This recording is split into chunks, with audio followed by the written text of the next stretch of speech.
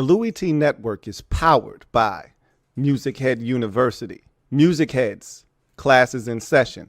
Turn me up. Enroll on YouTube now. Link is in the description.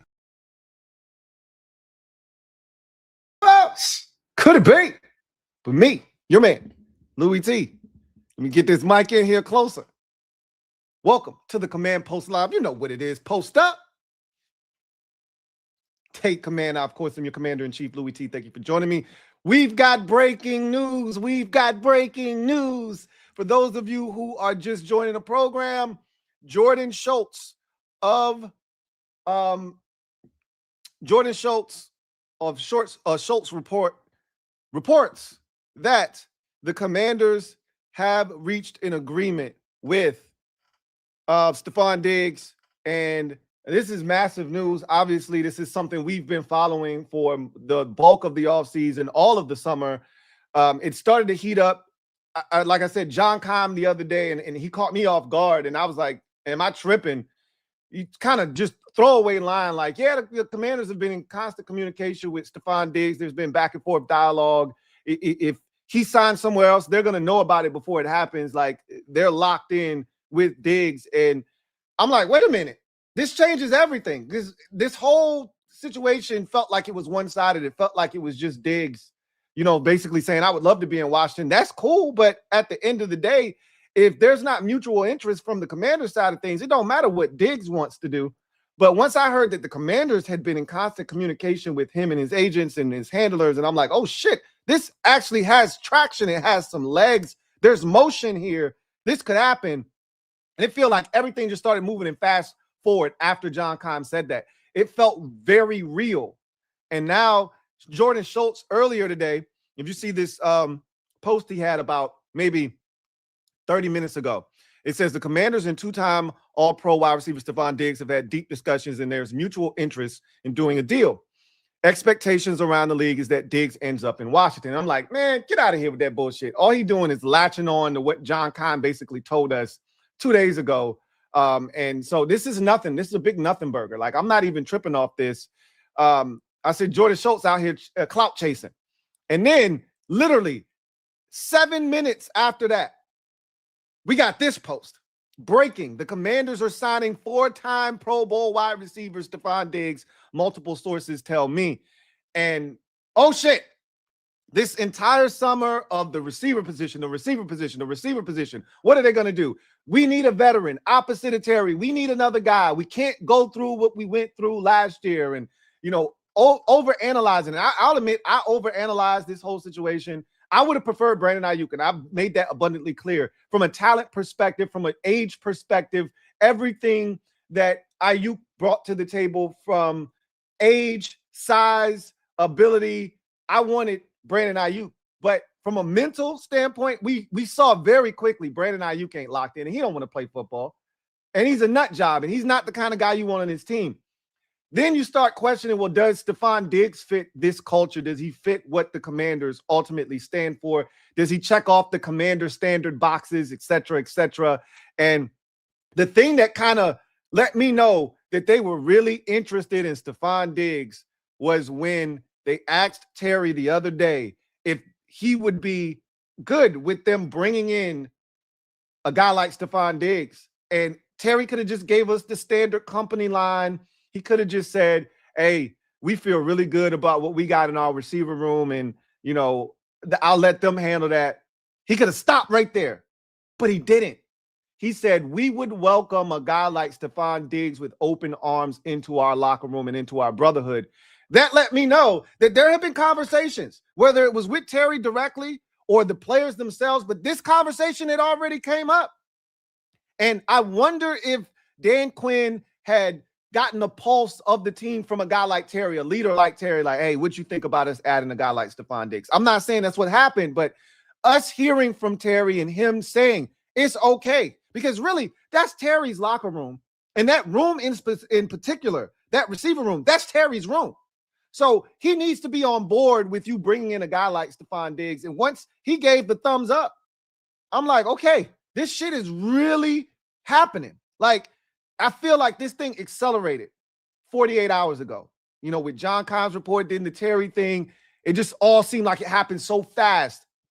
And again, I don't know if this is necessarily an indictment on the wide receiver room.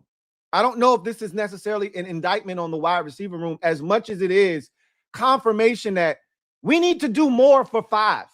We've been saying this. Look at what the Bears have done for Caleb Williams. Look at what the Broncos have done for Bo Nix. We need to do more for our star quarterback because we think he's better. Look at what the Patriots have done for Drake May. They've got so many receivers to the point where they're looking to trade one of them. We need to put more around 5. It's not about the receiver room not being enough. It's about doing more for 5. They've upgraded the defense. They've upgraded most of the skill positions. They've upgraded the offensive line. They needed to upgrade wide receiver. I think Antonio Williams is going to be fan-effing-tastic. And I'm so excited about his rookie season. Does this change the numbers for him potentially this year? Maybe.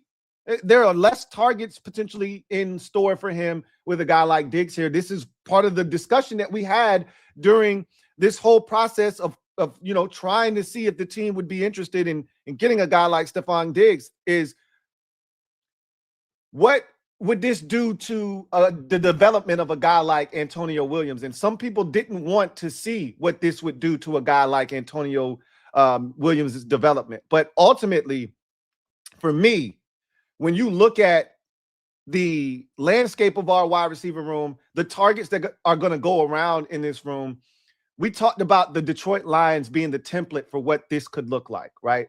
And we talked about how they got an Amon-Ra St. Brown, they have Jameson Williams, they got Sam Laporta, and then, they got Jahmyr Gibbs, and then a bunch of guys kind of make up that third target, if you will, right? Well, we have a similar setup now, and our third option is way better than anything that the Detroit Lions have ever been able to produce. We have 2,000-yard receivers now in Terry McLaurin and Stefon Diggs who can mirror that of Amon-Ra St. Brown and Jameson Williams. And now you have a third option that the Lions have never had in Antonio Williams to go along with. And maybe they feel really good about Isaac Tesla. We'll see. But we've got an Antonio Williams as a third option. And this changes everything in the receiver room, right? This changes everything in the receiver room because now if there's an injury to someone of that group of receivers, right? And I'm not going to mention any names, but you know who I'm referring to. There's another guy that can step in and the offense doesn't have to fall off of a cliff, or you don't have to put too much weight on one guy or the other. Now we can withstand, because of the depth of this room, you can withstand an injury and keep on pushing. And so this is massive.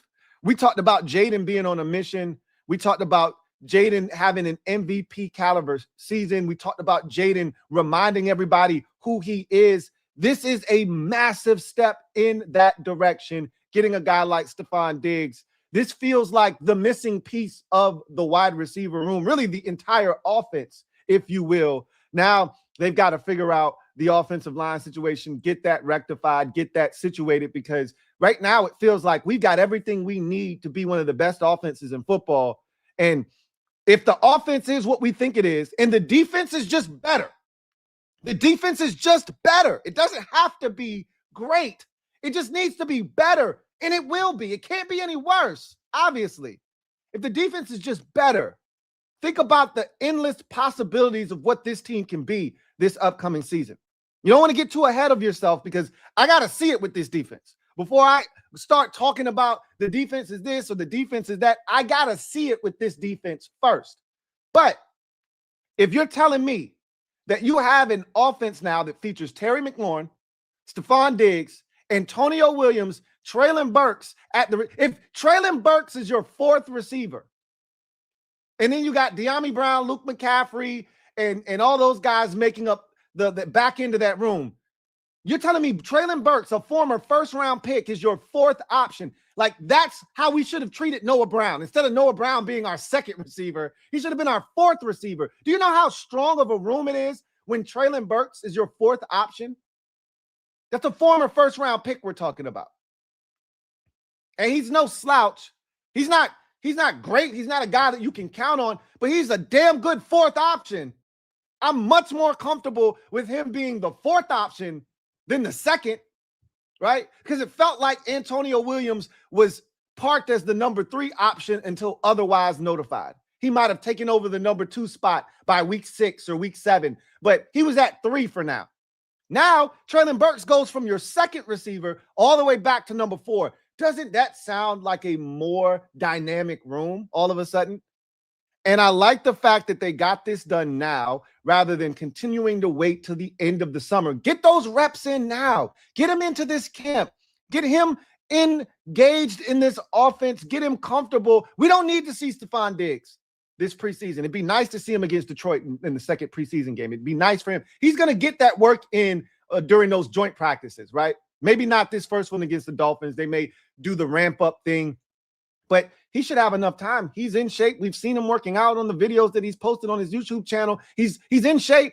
They'll ramp him up. They'll take their time with him, but he should be in practice by the time those joint practices roll around for the against the Miami Dolphins. He should be able to engage in those practices. I don't think it's going to take him very long. It's not like a guy that has completely been out of the mix. So again, he should be available for that second preseason game. It'd be nice to see him on the field and get a little bit of work with the ones before the start of the season. But whatever the case may be, he'll be involved in the joint practices at the end of the summer against Baltimore as well. He'll be ready to rock and roll. This is a huge move at this current time. They didn't wait to the last minute so that they can get those reps and get some of that, continuity going with the other receivers in the room. But more importantly, that him and Jaden can start to get on the same page and they can start to form some sort of synchronicity, right, with one another.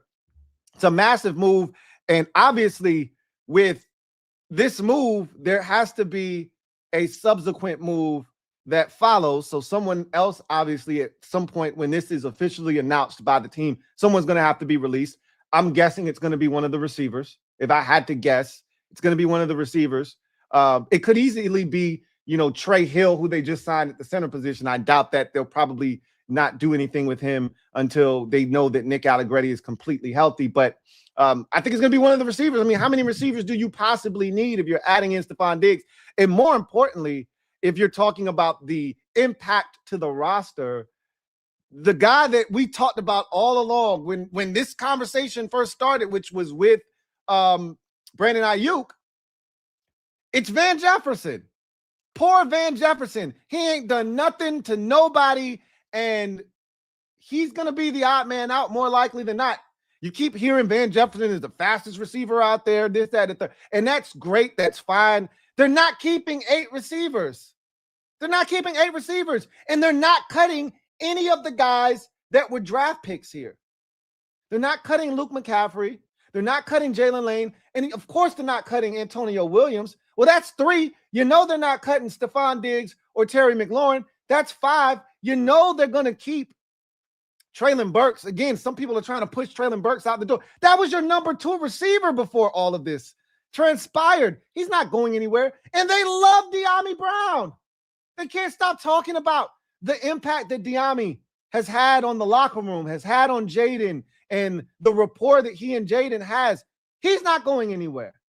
That's 7 receivers. Van Jefferson was always the redheaded stepchild in this situation. And if we added a veteran that was going to assume a spot near the top of this room, we always assume the guy on the back end of this that would be most affected would be Van Jefferson. So we're back to having that discussion. When Brandon Ayuk was being pursued, or when the Ayuk situation was ongoing and we thought he was going to be released at some point, we always assumed, hey, Van Jefferson is going to be the odd man out. Now, you went through all of the practices. Dan Quinn talked about how impressive Van Jefferson was, and beat reporters that were there like Van Jefferson. And he started to have a little bit of groundswell of support. And it kind of felt like maybe they're not going to do anything at receiver. And if they don't, that's good for Van Jefferson. They finally did do something at receiver.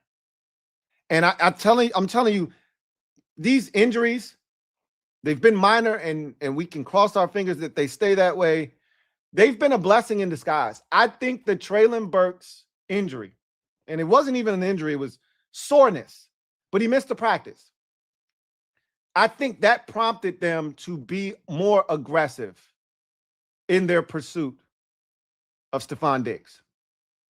I think seeing him be out, seeing how the offense then struggled that next practice without him, and understanding that we can't go through what we went through last year. We much rather have more than less. We much rather have too many receivers, too many cooks in the kitchen than not enough. Last year, we went with the, oh, we're fine methodology, right? After the week 1 win against the Giants, we could have gotten Kendrick Bourne. He came here for a visit, and Adam Peters decided that, oh, we're good. We got Terry, we got Debo, we got Noah Brown. We're fine. And in 1 week, we went from having all those guys to Noah Brown being out, then the following week, Terry being out, then the following week, Debo getting hurt, and then all of a sudden, we're in trouble. Them 3 dudes that we were relying on all were hurt in succession, weeks 2 through 4. And so, just like that, we were struggling. And he could have had Kendrick Bourne here, and we could have been, I'm not saying fine, but we would have been better off. I think he learned his lesson. Every time, you got to keep remembering with Adam Peters, he's learning lessons. He learned a lesson with the Terry situation. He said, I'm not going to do that again. He took care of Laramie Tunsil at the start of free agency, right? He talked about needing to get faster, not wanting to be an old football team, seeing how they made mistakes last offseason. What did they do? They went out, they signed a bunch of guys that were younger. They got faster. They're more athletic as a team. You're hearing people talk about the speed of this football team. We hear that constantly. Adam Peters continuing to mature as a general manager. Remember, this is his first go-round. This is his first rodeo. So he's learning on the job. He's made mistakes, but he hasn't repeated those mistakes. That's the important thing. And this is another sign that he's learning. He made a mistake last year by not signing Kendrick Bourne. He didn't make that mistake again by assuming that we got enough. Do more for 5. Everybody else is doing more for their young quarterback from the 2024 draft class. Do more for 5. Not less. Don't be content. Do more for 5. You guys, they can't keep telling us that we're going to continue to get after it. We're going to continue to go after it. We're going to continue to promote competition. We're going to continue to try to improve this roster at every step. All the coach speak that they give us, all the shit that they tell us that they're trying to do to make this roster better. You can't tell us that out of one side of your mouth and then look at a position like the receiver position, knowing you can do more. We're not saying that you haven't done enough, but you can do more. And the opportunity is there. It's right in front of you to do more. You can't tell us that you're looking to make this roster better. The opportunity is there and you do nothing. They're learning. Adam Peters is learning. He did it. He did it again. And now, when you look at this receiver, find me in the league. Find me a better. Well, okay, we can't do that. We can't do that yet. But you know, I'm on my shit. You know how I get. I don't mind jumping the gun. I dare somebody to find me a trio in the league better than what we putting out on the field next season.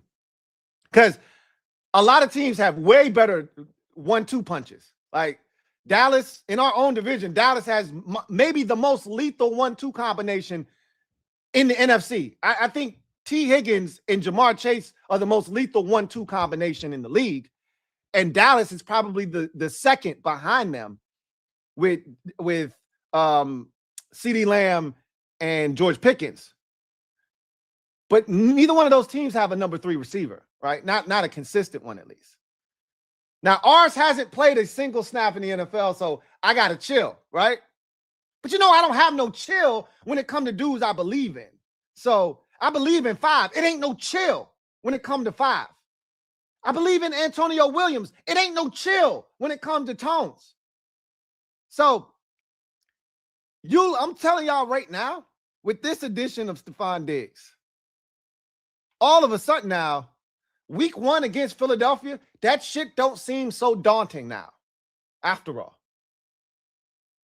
And they having their own struggles over there. They got a lot of time to figure that shit out. Their defense is really good. We need as much as we can for teams like Philadelphia who have all of that defensive firepower. You need weapons. You need dogs. When you go into games like that, you need dogs that you can take off the leash and say, hey, attack. You can't keep going into these hostile environments and you don't have no dogs. And you don't have no way to protect yourself. And you going in there blind. Now, this year, week 1, we going into the link with a bunch of dogs. And we taking them off the leash. And they bite. They ain't just barking no more. They bite. We going in Dallas, week 2. They think they got the GOATY offense. We going to see whose offense is GOATY. Okay? We going to see. Because I'm taking my quarterback over yours. Your receivers, probably better than ours. I ain't going to front, especially your first 2. But as a whole, I'm taking my boys because my quarterback's better. My quarterback's better. And this time, you don't have the cheat code. You don't got the answers to the test. The only reason you beat us last year is because you had the answers to the test. You seen the defense for 3 years. You knew what was coming. And you were struggling with our team. We put a bunch of damn amateurs on the field around 5 last year in that first game. Amateurs. And we was right in that game until the defense gave up the touchdown right before halftime. And the only reason that you were able to have that much success is because you knew the answers to the test. You ain't got the answer to the test no more. We bringing some different shit defensively to Big D. But more importantly, we got a nasty man at receiver now. We got a nasty boy. He's a nasty boy. He's a nasty boy. We bringing Stefon Diggs with us this time. And you don't want them problems. We already know you don't want no parts of Terry. And you're going to learn about the young fella this year. You're going to learn about Antonio Williams. But we bringing reinforcements this time around because they finally learned we got to do more for 5. Everybody else is doing more for their young quarterback. The Broncos went out and traded for Jalen Waddle. The Patriots went out and traded for A.J. Brown. And the Bears just continue to get stuff for Caleb Williams. Every time you turn around, they added a new weapon to his arsenal. Man got 6 tight ends, 9 receivers, 19 running backs. They went out and traded for every offensive lineman in the world to protect him. They've given Caleb everything he needs to be successful. And here we are going to garage sales, yard sales, the thrift store. We going to the swap meet in the flea market for shit for Jaden. Nah, we gonna stop all of that shit now. Now we starting to go, we going to the upscale stores now. We going to Wegmans, Whole Foods. We spending real money on high quality produce. We already know if you give Jaden the ingredients, the man is gonna cook. He gonna cook. Stop getting him these bullshit ass Food Lion and Wise ingredients, bro. Get him some real ingredients. No disrespect to anybody that shops at Food Lion or Wise. Okay. No disrespect. All right. If you shop at Walmart, no disrespect for your produce. But that shit ain't better than the produce you're getting from Wegmans or from Whole Foods. It just ain't. That's what they doing now. They tired of 5 out here being asked to make gourmet meals with these bullshit ass table scrap ingredients. So they finally went out and did the thing that they should have been did this. They could have put this shit to rest 3 months ago. They could have brought him in to the off-season program. They could have been did this. I want to see what the money is. Because what was the holdup? They had us talking about receiver for 3 months. For what? You could have been did this. Maybe they did this dragging and kicking their feet, screaming. They didn't want to do this, but they knew they needed to do something. I don't know, because this took way longer than it needed to. But we don't need to harp on that. We don't need to belabor the point of how long it took. The bottom line is it got done. It got done. And so now the question becomes, what's the ceiling for this offense? Because this changes everything. We were already talking crazy about 5 in the season that he's looking to put forth. We were already talking crazy, bro. We were already talking about an MVP season loading. We were already talking about that shit. So what you think this do to our confidence as fans when you add a 4-time Pro Bowl, 2-time All-Pro wide receiver who's coming off of a 1,000-yard season with a lesser quarterback? With a lesser quarterback. What you think this do to our confidence in our guy 5 when you add a Stefon Diggs to the mix? To a motivated Terry McLaurin, to a young up-and-coming rookie in Antonio Williams, a tight end that we feel like is on the cusp of stardom at the tight end position in Chigakonkwo, and a running back in Bill who we think just needs more opportunities to show the entire league what he truly is all about. What you think? And then when you put all of that into one bucket, and then you add to the fact that the guy calling the plays looks like he's a savant, a boy wonder, if you will.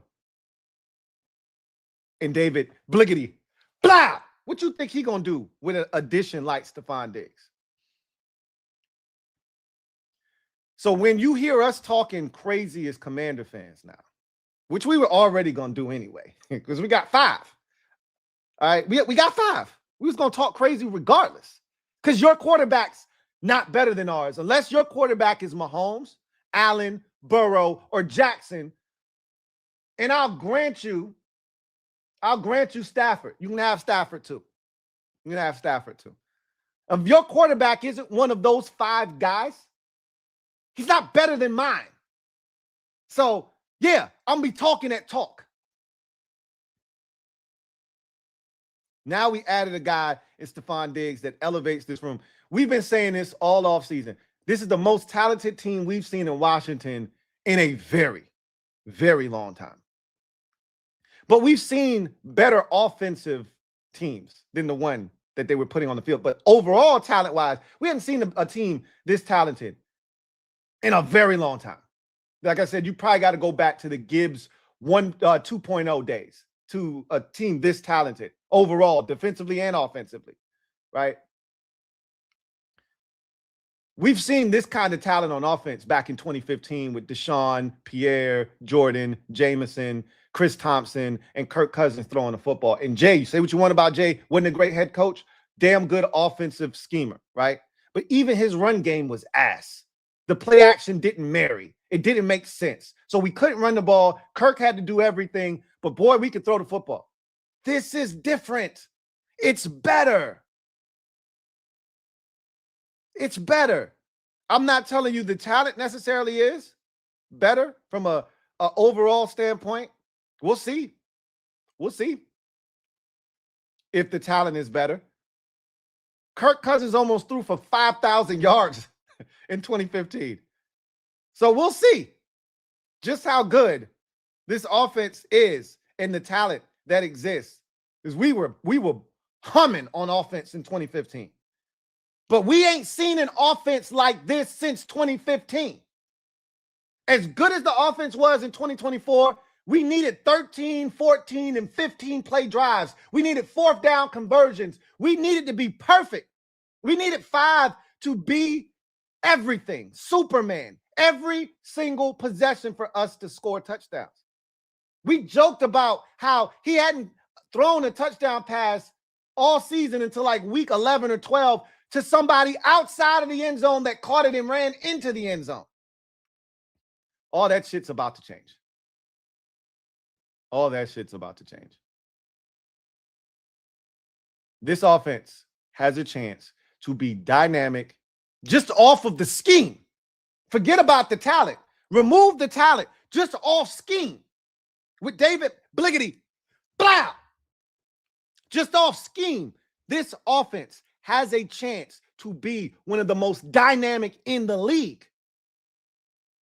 Then you add in Terry, now Stefon Diggs, Antonio Williams, Chig Okonkwo, Bill, Rashad White, and of course, the maestro himself, Jaden Daniels, and all of a sudden, look at what you can do on the offensive side of the football. Treylon Burks is your fourth receiver. You could be bringing De'Ami Brown in as your fifth or sixth option off the bench, bro. What are we talking about right now? Are you kidding me? Luke McCaffrey is looking like he's in the best form that we've seen him in since he's become a pro. He might be ready to finally have the light switch come on. And he might be your fifth or sixth receiver. Not might, he is.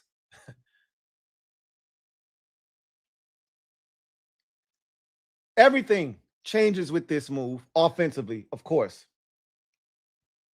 But again, this wasn't necessarily needed as much as we wanted it. We could have survived, and I've said this, we could have survived with the receiver position just the way it was. As long as we stayed healthy, that was the key. And nobody wanted to go down that road, right? Nobody wanted to go down that road. We could have survived, but it ain't about surviving no more. Ain't y'all sick and tired of being sick and tired of surviving? We trying to thrive out here with 5. We trying to thrive with 5. It ain't about survive with 5. It's about thrive with 5. We can't sit back here and watch the Broncos trade for Jalen Waddle. We can't sit back here and watch the Patriots trade for A.J. Brown. We can't sit back and watch Caleb Williams get every damn target known to mankind. They had so many options at receiver and tight end that they traded away DJ Moore. You can have him, Buffalo. We don't need him. We got enough shit. And yet my boy over here starving for some shit. Starving. His damn stomach touching his back. So this summer, this offseason, they went and got him Antonio Williams. They went and got him Chig Okonkwo, and now they went and got him Stefon Diggs. He ain't starving no more. Now he getting the stomp with the big dogs. Now you finna see what it's really like when 5 got real weapons and targets to get it to. And he ain't out here throwing to the goddamn 2012 cast of wide receivers. He ain't out here throwing to damn Michael Gallup. He ain't out here throwing to Robbie Chosen, the wide receiver formerly known as Robbie Anderson. He ain't out here throwing to Chris Moore. Good luck with that shit, Baltimore. Or y'all finna find out. Shit, it's finna get real. It's finna get really real this year. 5 finally got some targets. Oh, man, I'm excited. If you can't tell, I'm excited. Because all I ever wanted for my guy, all I ever wanted was a chance. That's it. Because I know what he going to do with it.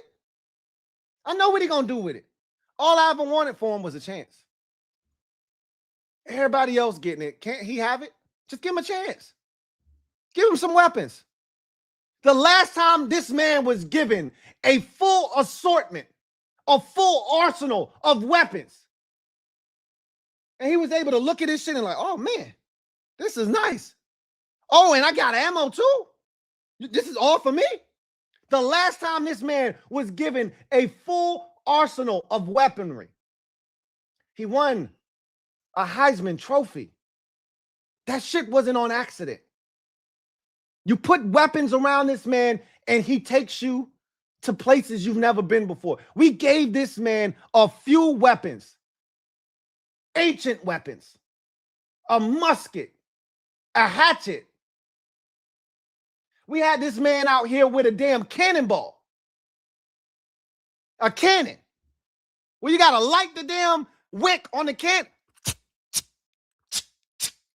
so that it can shoot out a damn cannonball. And the man took it to the NFC Championship game with that shit. a musket, a cannon, and a damn hatchet. And he took us to the NFC Championship game. We just imported real weapons for this man. What you think he finna do? I'll let you answer that question. Shit is on. And now all of a sudden, bring on the Eagles in week 1. Not that I was running before. Not that I was scaried before. Hell, I was confident. I said, I'd rather get the Eagles early. While they seem to be a little discombobulated, trying to figure some shit out, dealing with injuries in camp, they can't get their shit on the same page. I'd rather catch them now before they figure the shit out. If they do figure it out without A.J. Brown. They about to figure out life without A.J. Brown. It's a lot tougher than you think. You thought it was addition by subtraction. They about to find out life as a shorty shouldn't be so rough. They about to find out life without AJ shouldn't be so rough. They're going to find out real quick. They had it good. And that they quarterback, he's all right. He all right.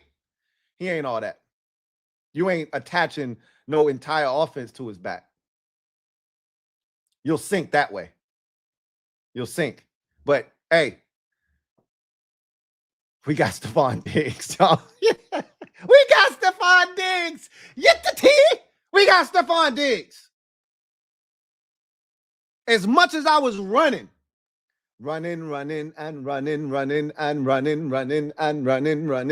as I was running from trying to sign this man in particular. Because, again, I wanted Brandon Ayuk. And I told y'all, if anything falls through with Ayuk, I am not opposed to bringing in Stefon Diggs.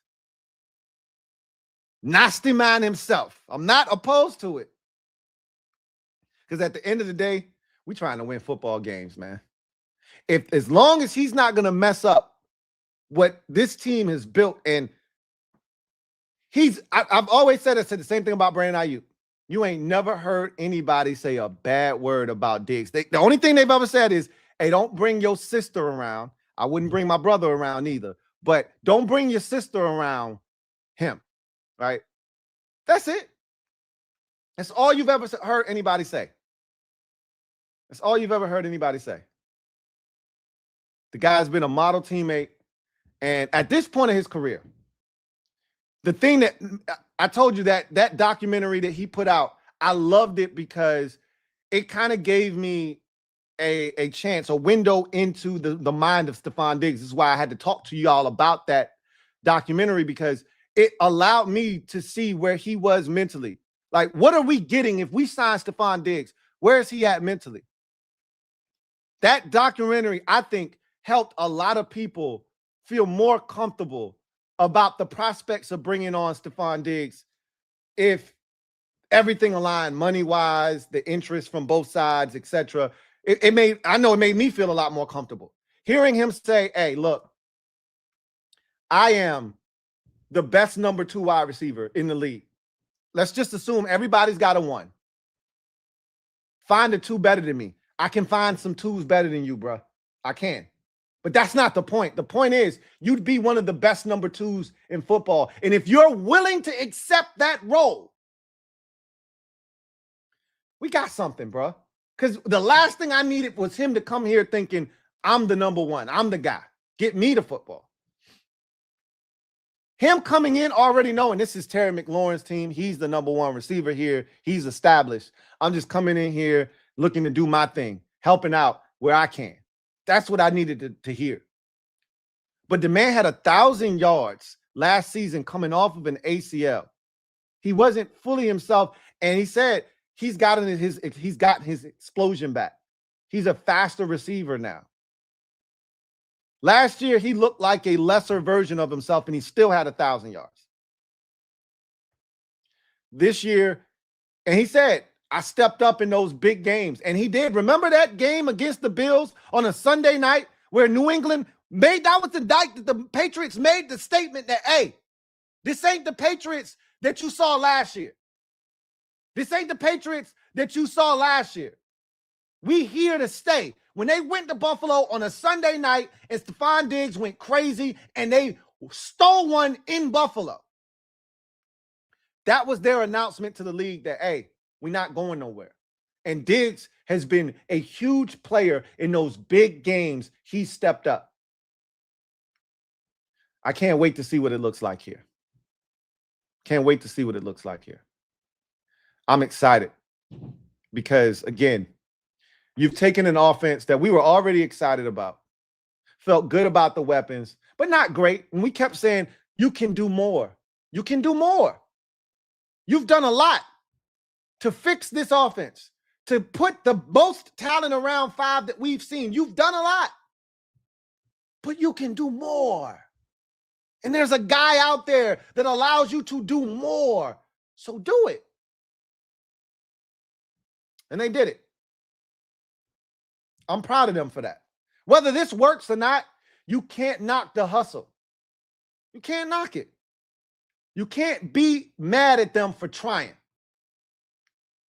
That's the one thing you'll never, ever hear me belittle anybody for. It's trying.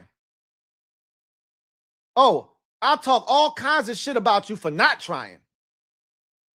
You'll never hear me say anything about somebody that tried.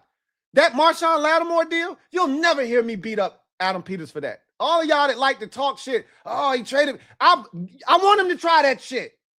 I want him to go after Marshawn Lattimore. We was trying to win a chip. You're damn right. Go get him. I'd rather him try and fail than to not try at all. I love that they went out and got Stefon Diggs. Learn from your mistakes. Continue to grow as an organization. And most importantly, continue to surround your star quarterback with as many weapons as you possibly can to give him a chance to be the best version of himself. Because if 5's the best version of himself, we're going to be a hard team to beat. We're going to be a hard team to deal with. Getting Stefon Diggs offensively takes this offense to a new level. Gives David Bliggity, blow, another weapon, another player, another toy at his disposal. Another chess piece to put on the field, move around, and do things with.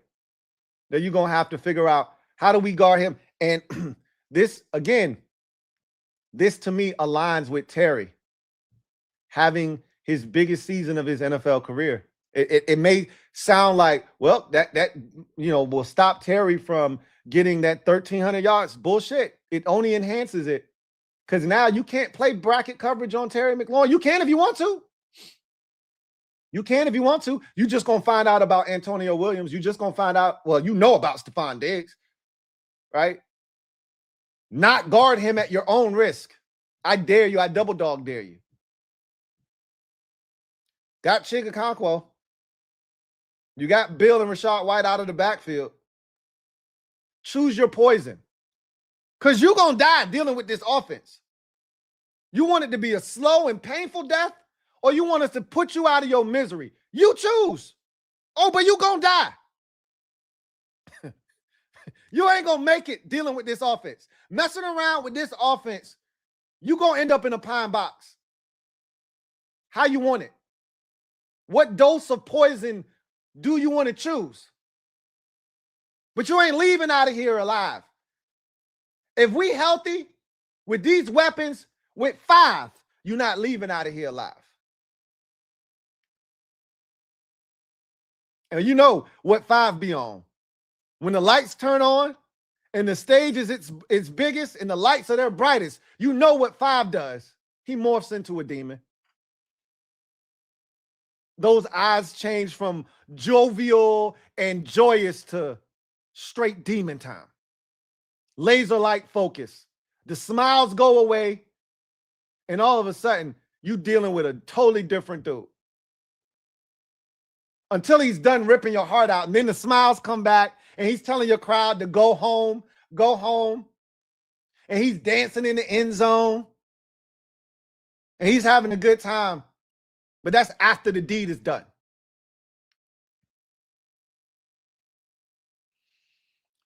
Oh, man. I'm excited. Can't you tell? This has been a great offseason. This right here is the exclamation point on an offseason well done by Adam Peters. We've said this before. I'll continue to say it. This has been a tremendous offseason, the best by far for Adam Peters from a roster construction standpoint, from a direction. It feels like we actually finally have a direction. We just felt like we were just treading water this entire time, just trying to get by as they turned the roster over. But how many times you going to keep turning the roster over? You did it in year one. Okay. Year two, you thought you were closer than you really were. You made a mistake. That's okay. Mistakes happen, but you learn from it. In year three, you said, all right, let's define who we are. Let's get younger. Let's get more athletic. Let's get faster. And let's truly start building around our franchise quarterback. This opportunity, right? Getting a guy like Diggs, drafting Antonio Williams, signing Chig to a multi-year deal, signing Laramie Tunsil to a multi-year extension, drafting Josh Connolly Jr. Those are all deals that put this offense together, piece by piece, bit by bit, for years to come. These aren't the one-year deals that we've been cycling through year after year. And what this Stefon Diggs one-year deal, I'm assuming it's going to be, what this does is this allows you to get to next offseason, where if there's a wide receiver that you want to throw stupid money at, like we tried to do this offseason with Alec Pierce and Romeo Doubs, if someone that they like appears, they can sign him. That will be another piece. But they can also they have, for the first time since Adam Peters' first draft in 2024, for the first time, they've got a full allotment, a full assortment of draft picks. They can draft a receiver in the first round if they so choose. They were going to do it this year. They could do it next year. Now, we won't be drafting as high because you already see what type of time we about to be on. We won't be drafting as high, but that shouldn't stop you from getting a quality receiver if you want one in the first round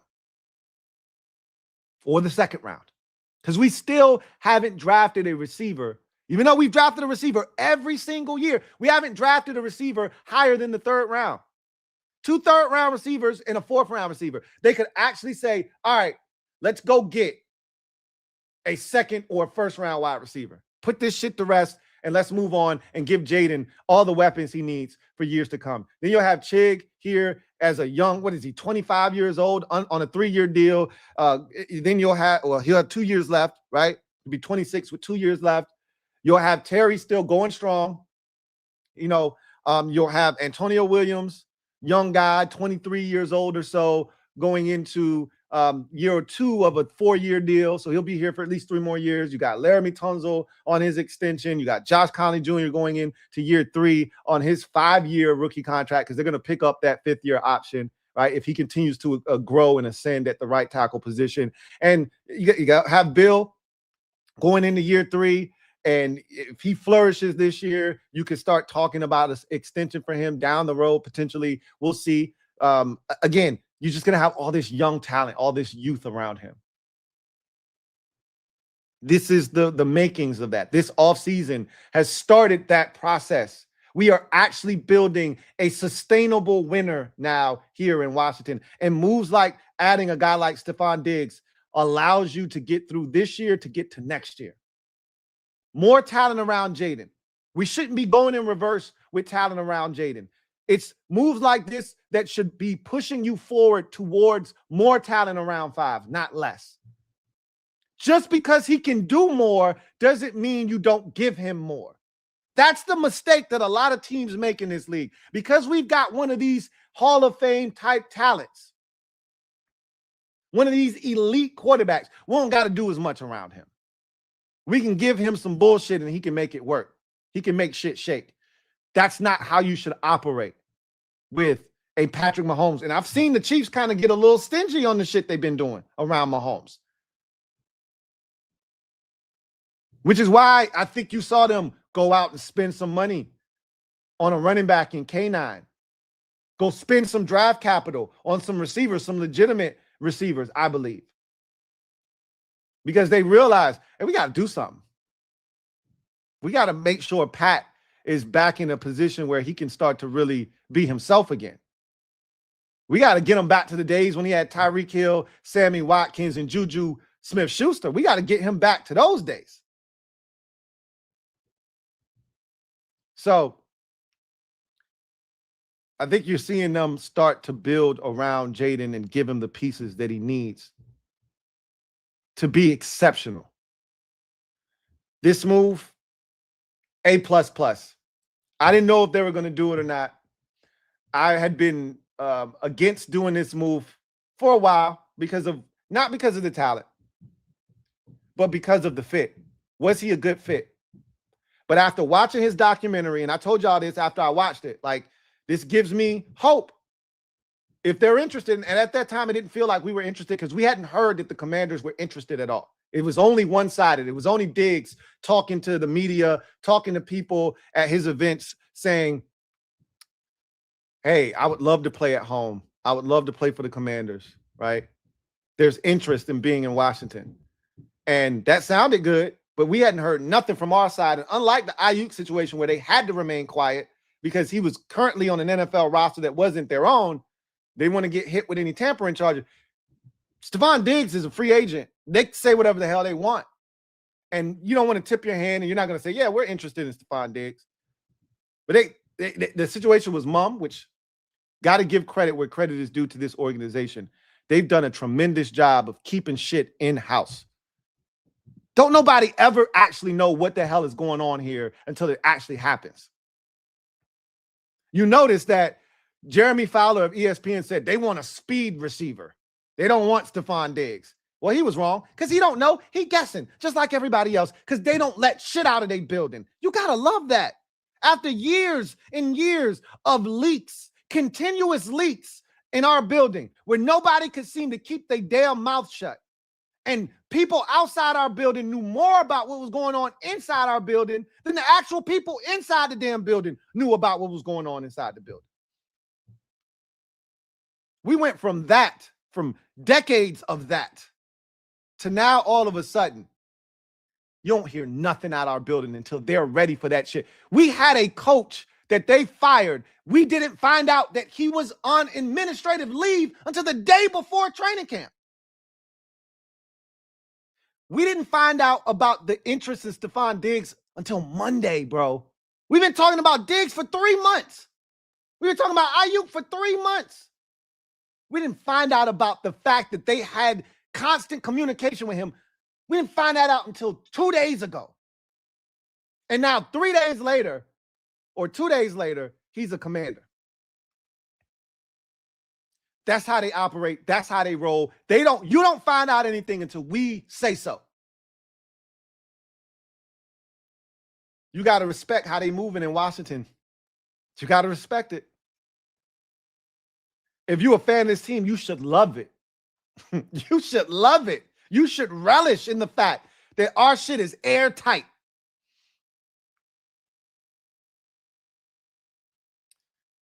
Man, feels good to be a Commander fan. I think this is just the beginning of what is going to be an epic season. So much at stake. The reputation of 5 is on the line this year. I really feel so. I feel that way because so many people forgot. Y'all must have forgot. Y'all must have forgot about who 5 is. And there's certain people in the media that know, like, hey, man, y'all making a mistake. Y'all done forgot, bro. Y'all tripping. He didn't just go out and put up a good rookie season. It was historic. It was one of the greatest rookie seasons. Not one of. It was the greatest rookie season we've ever seen from a quarterback. Man took his team to the NFC Championship game. Dazzling numbers. Made every right play. Took care of the football. Went on the road, beat the number 1 seed. Went on the road, beat the number 4 seed.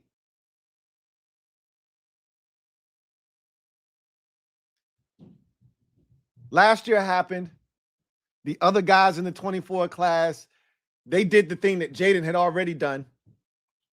Drake May just took it a step further. And everybody forgot about 5. Shit's crazy. It's amazing to me how this shit goes. These mother effers done forgot about 5. Nothing's coming out when they move their lips, just a bunch of gibberish. Because these mother effers done forgot about 5.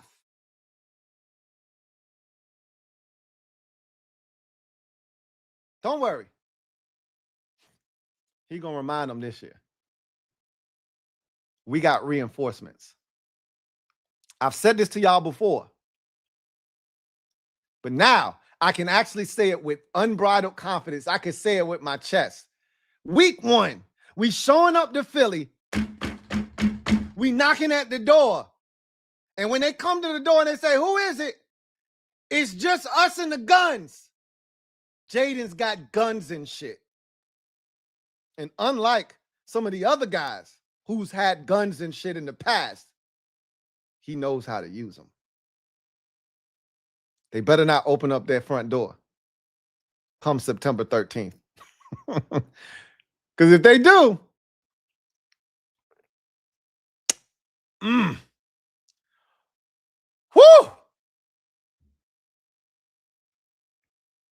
Anyway, I digress. We got Stefon Diggs, y'all. For those of you just joining us, we have Stefon Diggs. This courtesy of Jordan Schultz. Commanders are signing 4-time Pro Bowler wide receiver Stefon Diggs. This changes everything. This changes the way this team is set up. It changes the depth that we have. I made the point earlier of saying that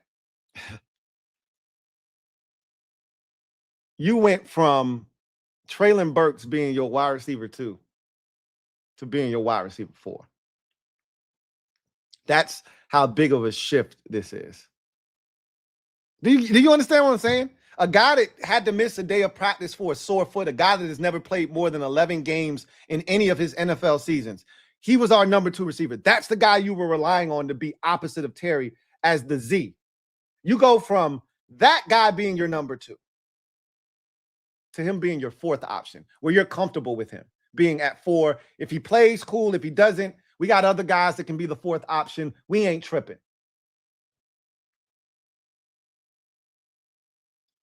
Take him out of the 2 spot and insert a 4-time Pro Bowl, 2-time All-Pro, 1,000-yard receiver from last year into that spot. Now, you tell me the difference it makes in that receiver room.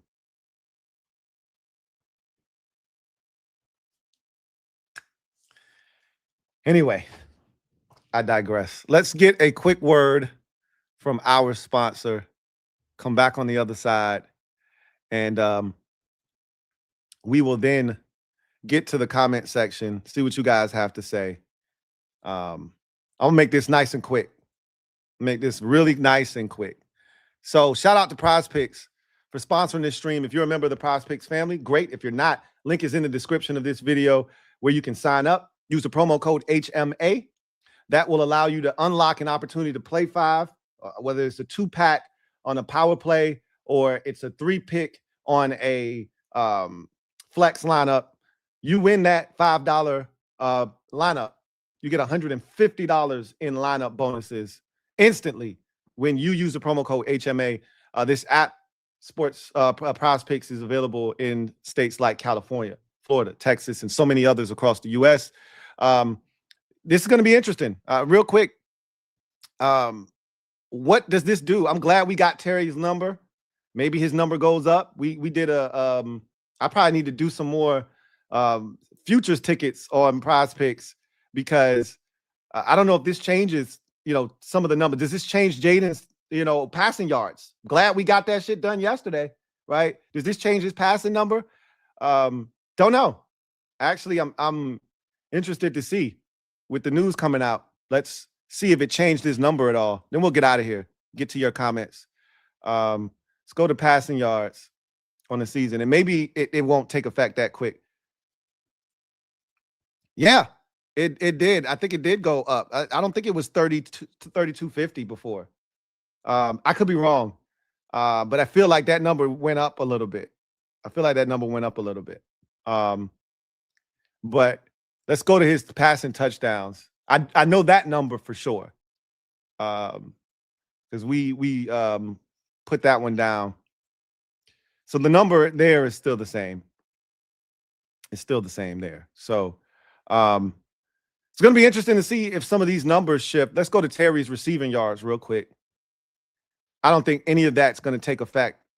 Yeah, nothing's going to change right now, but give it some time. I'm gonna get mine in quick because I don't want this thing to shift on me before I got a chance to take advantage of it. So I'm gonna definitely do mine before this thing starts to take effect, and all of a sudden I'm out back because I waited too long. Shout out to Prize Picks for sponsoring this stream. All right. While we're here, real quick, I got to go ahead and put the plug in for the Commanders Kings annual toast to the season, live from Hook Hall in the heart of DC on Sunday, August the 23rd. That's the day after the second preseason game. So we're going to have a lot to talk about. Commanders Kings, for only the second time, will be live together. And we want you to be in the building. We've got less than 100 tickets available. You guys have been awesome in supporting this event. And so tickets are now $75. We had them at $60. We had a couple of flash sales to get them down to $50. Now we're at general admission, $75 if you want to get into the building. There's 2 links in the description of this video. One, direct link to the tickets, nothing else. You can buy your tickets there. And then there's another link that is informational, gives you all of the different things that we're going to have going on at the event. It's still a place where you can get tickets. You can also donate and get yourself a shout out to the event as well. And then you can also register to be a vendor if you are interested in having a table or a booth at this event. So you can do all those things on the other link. And then the other link is just a direct link to the tickets. We've got the burgundy and gold raffle. We've got the trivia. We've got giveaways. We've got our signature drink contest, which is going to be lit. You guys are going to vote and tell us who has the best drink of the 4. It's going to be mine, the TNT, if you already know. Explosive. Just like this Commanders offense. The TNT is going to be explosive. You're going to want to try that. And so much more. You guys are going to have a blast. We're going to have Q&A session with y'all. We're going to go over the 53-man roster, give you our early projections for that. We're going to give you our analysis of the second preseason game. We're also, after this move, we're going to, oh my God, I can't even imagine the type of time we're going to be on by the time we get to Sunday, August the 23rd. After this move with Stefon Diggs, having seen him in the second preseason game, I'm assuming he's going to play in that game. And this offense being lit, we're going to probably be out of our minds by the time we get to August the 23rd. But we're going to have our season predictions. Last year, the predictions were crazy. Dudes had us 9-0 and shit like that before the first loss of the season. So who knows what's going to happen this time around, but can't wait for that. Want y'all to be in the building, supporting the Kings. Annual toast to the season, Sunday, August the 23rd, live from Hook Hall in the heart of DC. All the information you need is in the description. Click those links to get your tickets now. Big shout out to the Hilltop RVA for helping put this together in conjunction with the Hilltop RVA. All of this would not be possible without them. So let's get to the comment section. See if you guys got anything to say. And by the looks of it, you have a lot to say. So let's do it. HTTR for life. Thank you for becoming a member. You know what it is. Stand up. Mob, we in the building, and so it's HTTR for life. Show him what it's like to become a member of the most feared mob in all of the land, the squad. Welcome to the squad, HTTR for life. Video channel. Thank you for the super chat. Greatly appreciate you. Thank you for being a member of the MOBB who writes, Lou, it's a diggy party. Hey, we digs deep over here, man. We digs deep. You know what time it is, man. Yeah. Ant-Man, thank you for the super chat. Greatly appreciate you. Writes, yeah, Lou, it's up. And it's stuck, bro. And it's stuck. The lever is broke. It's up and it's stuck. I feel great about the wide receivers now. A lot of people do. This changes the way a lot of people feel about the wide receivers, bro. This changes everything. Alec Meehan, been a member for 48 months. Celebrate. My guy, 4-year Annie, salute to you, my guy, for 4 years of being a very glorious member of the MOBB who writes Terry, Diggs, Williams, Trey, Chig, White, Bill, Allen. 5 finally got an offense. Someone pinch me. That's all we ever asked for, Alec. That's all we ever asked for was for 5 to have what everybody else had, man. Aren't you tired of 5 being in a house, everybody outside? Did you see the Michael movie? Early in the movie when he was a kid and he was looking out his window and the kids was outside playing in the snow and he was inside having to practice his musical shit and all he wanted to do was go outside. That was 5. 5 looking out the window, looking at Drake May get A.J. Brown, looking at Bo Nix get Jalen Waddle, looking at all the weapons, the countless weapons that Caleb Williams has at his disposal to the point where they can give away DJ Moore for a hot ham and cheese sandwich. And Jaden just looking through the window like, damn, what I wouldn't give to have some of that shit. Finally, he don't got to look through the window no more. He can put his winter coat on and he can go outside. He can play with the other kids. He can go outside. Because he got a supporting cast now that rivals those other ones. That's all we ever wanted for him, man, was for him to be able to go outside with the other kids, man, and go have fun. He going to show him what it's really like. He going to show him what it's really about. Metaphor Ariel, my guy Metaphor, thank you for being a member for 59 months. Celebrate. Hey, we getting close to that 5-year Annie, my man. Hell yeah. I think that's the closest I've seen anybody. 59? Yikes. Ayuk just posted a vid driving by Northwest at 104. No, he didn't. You lying. I know you lying. I know you lying. Ain't no way. He ain't that dumb. Can't be. He just moved here. He's running from a misdemeanor charge for doing the same dumbass shit. Ain't no way. Ain't no way. I don't believe you. You need more people. I don't believe you. Swaggy P. Thank you for the super chat. Greatly appreciate you. Although he is dumb enough to do something stupid like that, but he didn't do that. He ain't do that. Swaggy P says Demon back home in DC.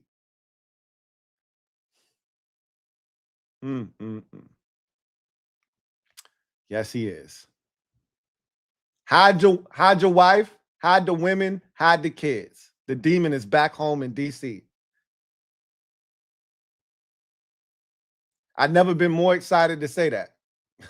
Hide your wife, hide your kids. You don't have to hide the kids, but hide your wife. And for those who it applies to, hide your husband too.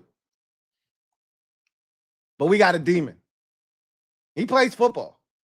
You know what's going to be interesting? What number is this man going to wear here? Everything is taken right now.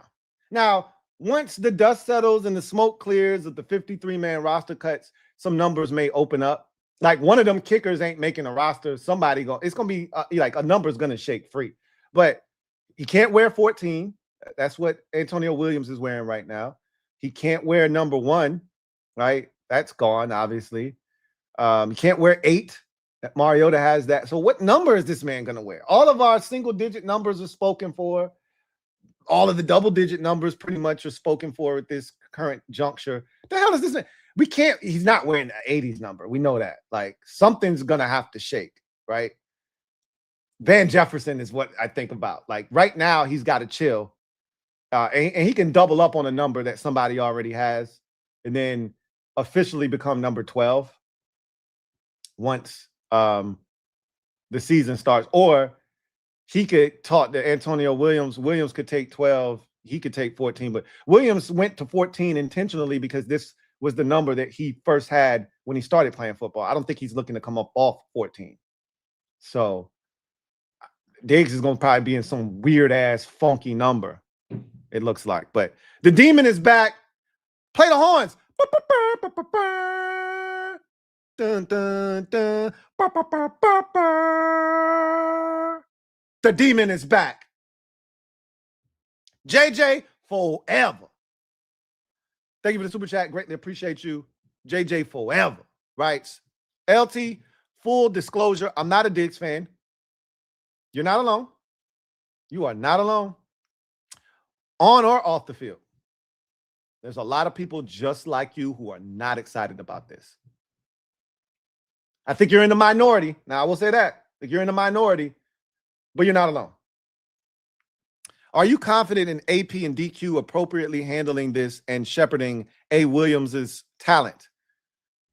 Yes, I'm confident in them. They haven't done anything here to lead me to believe that they can't properly diagnose whether a guy fits in their locker room or not, and whether or not this is going to stunt the growth of a player that they drafted and have high hopes for. I don't think that they feel like there's not enough footballs to go around.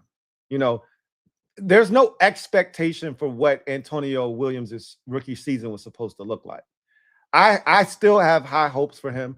Maybe the number isn't as high now because out of necessity, he was going to have to post 700 yards and, 60 some odd catches. Now he doesn't have to do that, right? Out of necessity with Chig and Terry and now Stefon, he doesn't have to be as high on the list of the options and getting him the football. So there'll be plenty of opportunities for him, but maybe not as many. Now, instead of 67 catches, might be 49, might be 42 catches. And it might only be for 523 yards instead of 767 yards, right? Ultimately, as long as we see what we need to see from him as a rookie to let us know that he's ready to take that next step in his second year, because Diggs, we haven't seen the parameters of the deal, but we gotta, we know that it's a 1-year deal. I mean, we know it's a 1-year deal. He's 32 years old. It's a 1-year deal. So I'm confident that Adam Peters, DQ, understand that they're putting 5 in the best position to succeed, and they're going to give Antonio Williams, I think, even more space to operate. With this move, it's going to be even harder to cover a guy like Antonio Williams. So you're going to be adding to the fact that this guy is super talented. He's a great route runner. He has a great feel for zone coverage. And now he's going to have even more space to operate in. That should make him even more dynamic with the football in his hands. So, yeah, I think this is a great move. And it helps. It doesn't hurt him. It helps him. From that standpoint, is this going to lower the amount of targets he gets? Probably. Let's be honest. Probably it does. Doesn't necessarily limit his effectiveness. It just limits the amount of volume that might be coming his way. I'm okay with that. Again, I want more out, not less, at the receiver position.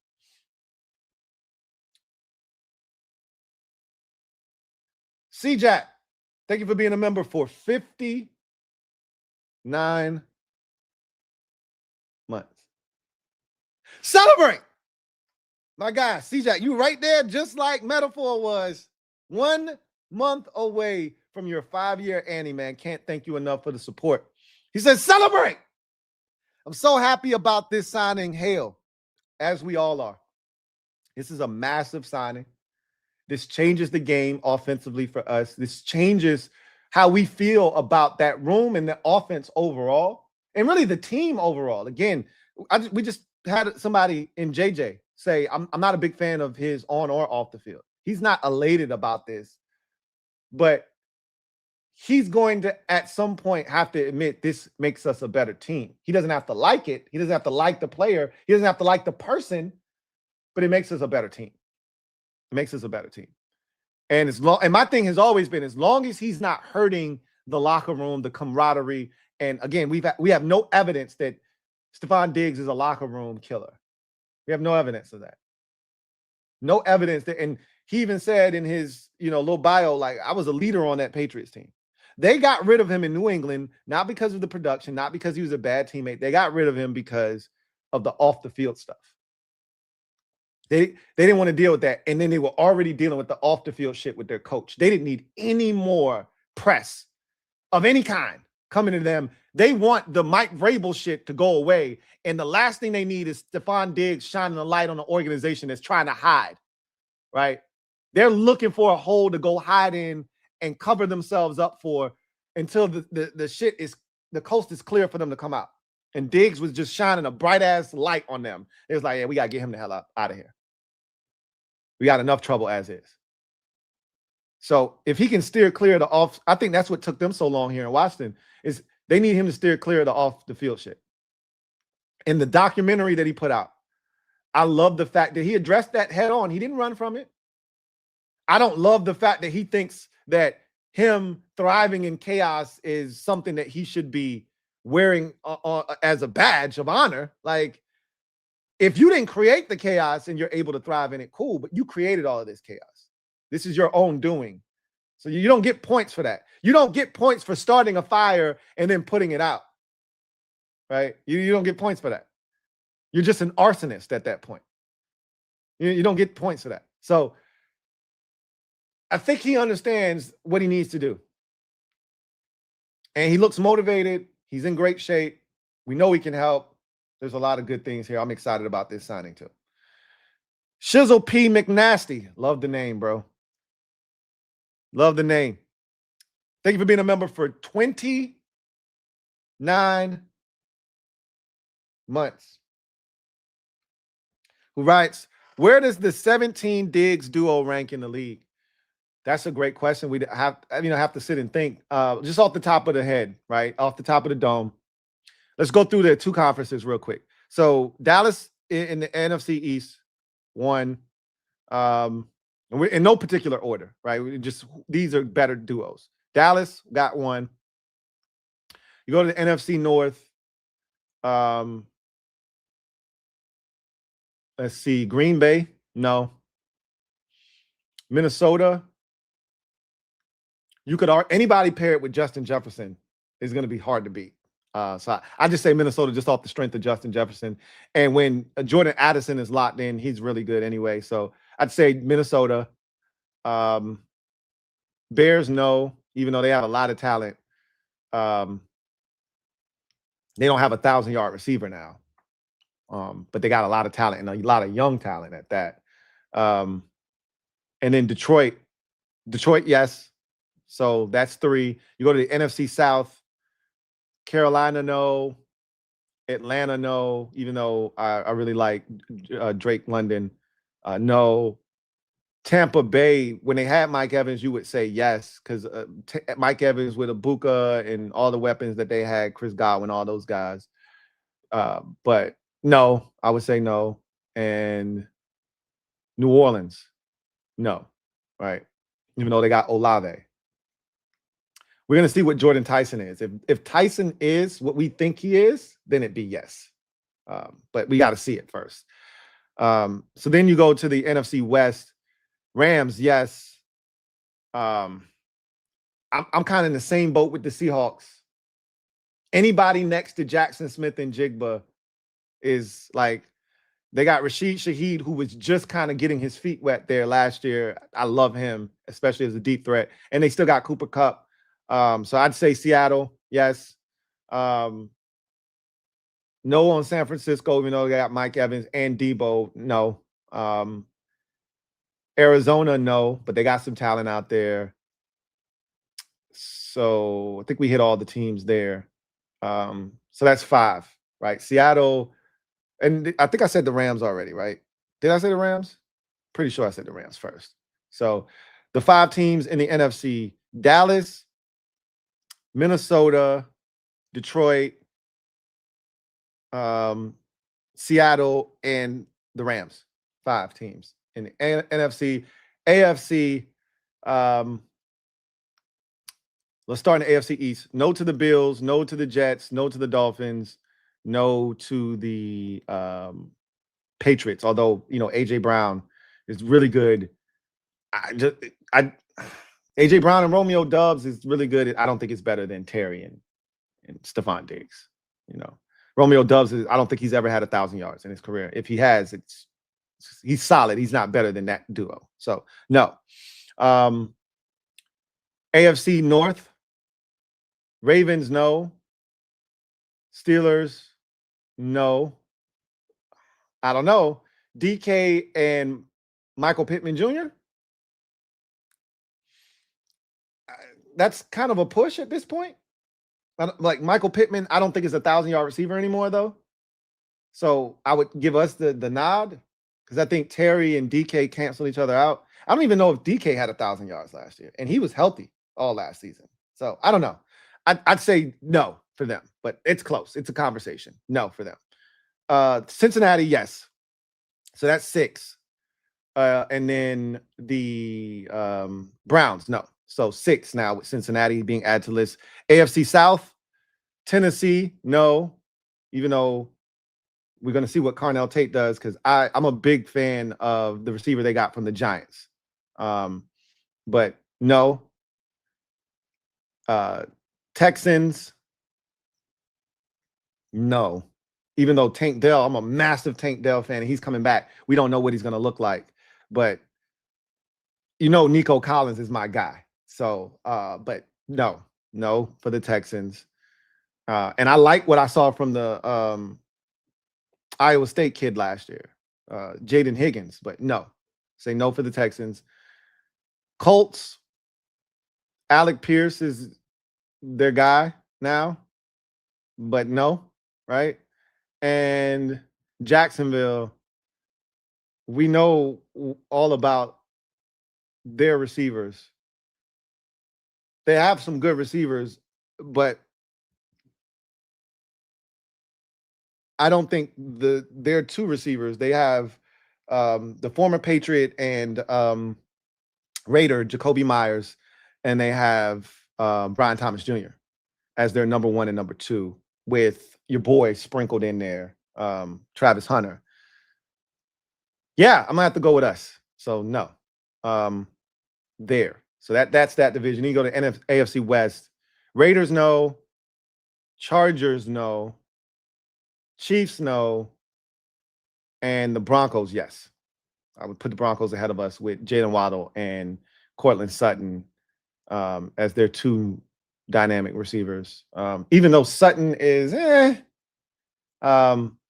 Waddle is like that, and I think Sutton is still a really good receiver in this league. So I put them ahead of us.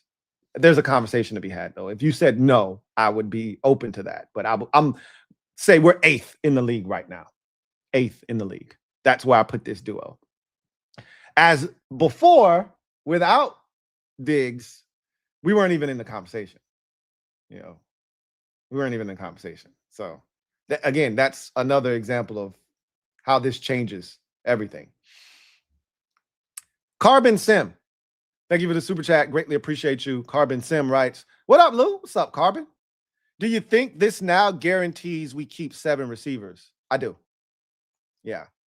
I thought we were keeping 7 anyway, but I thought there was a conversation.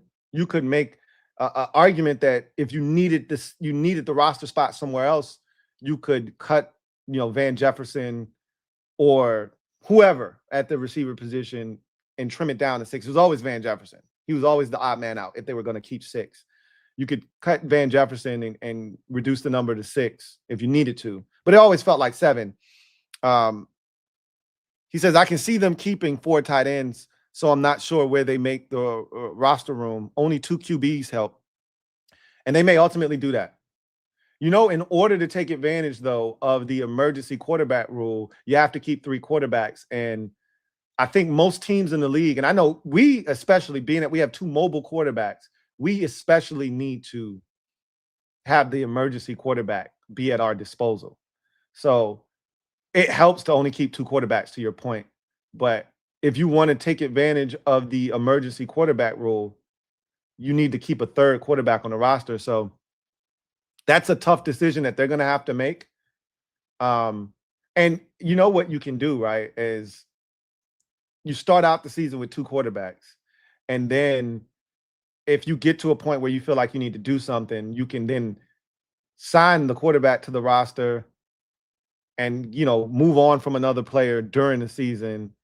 And then, because things happen during the course of the season, injuries happen, guys are out for the entire season. And then you can add the quarterback to the roster and have him be a part of the, emergency game day active roster. So I think you might be right. In my mind, I've always had 3 quarterbacks, but I think you're getting to the point now where you're going to probably have to only keep 2 quarterbacks. That definitely helps, Carbon Sim. You are spot on. Spot on. Christopher McLaughlin, my guy. C-Mac, thank you for being a member of the MOBB for 43 months. Salute to my guy, C-Mac, who writes, hey, Lou. What's up, Chris? Hope all is well with you and the fam. Likewise. It's been a while. It has, but it's always great to hear from you. Oh, and it's always like you never left when you show back up, man. Says 2 questions. 1, what are your expectations now for this team this season and why? And 2, do we have the highest explosive ceiling in the division?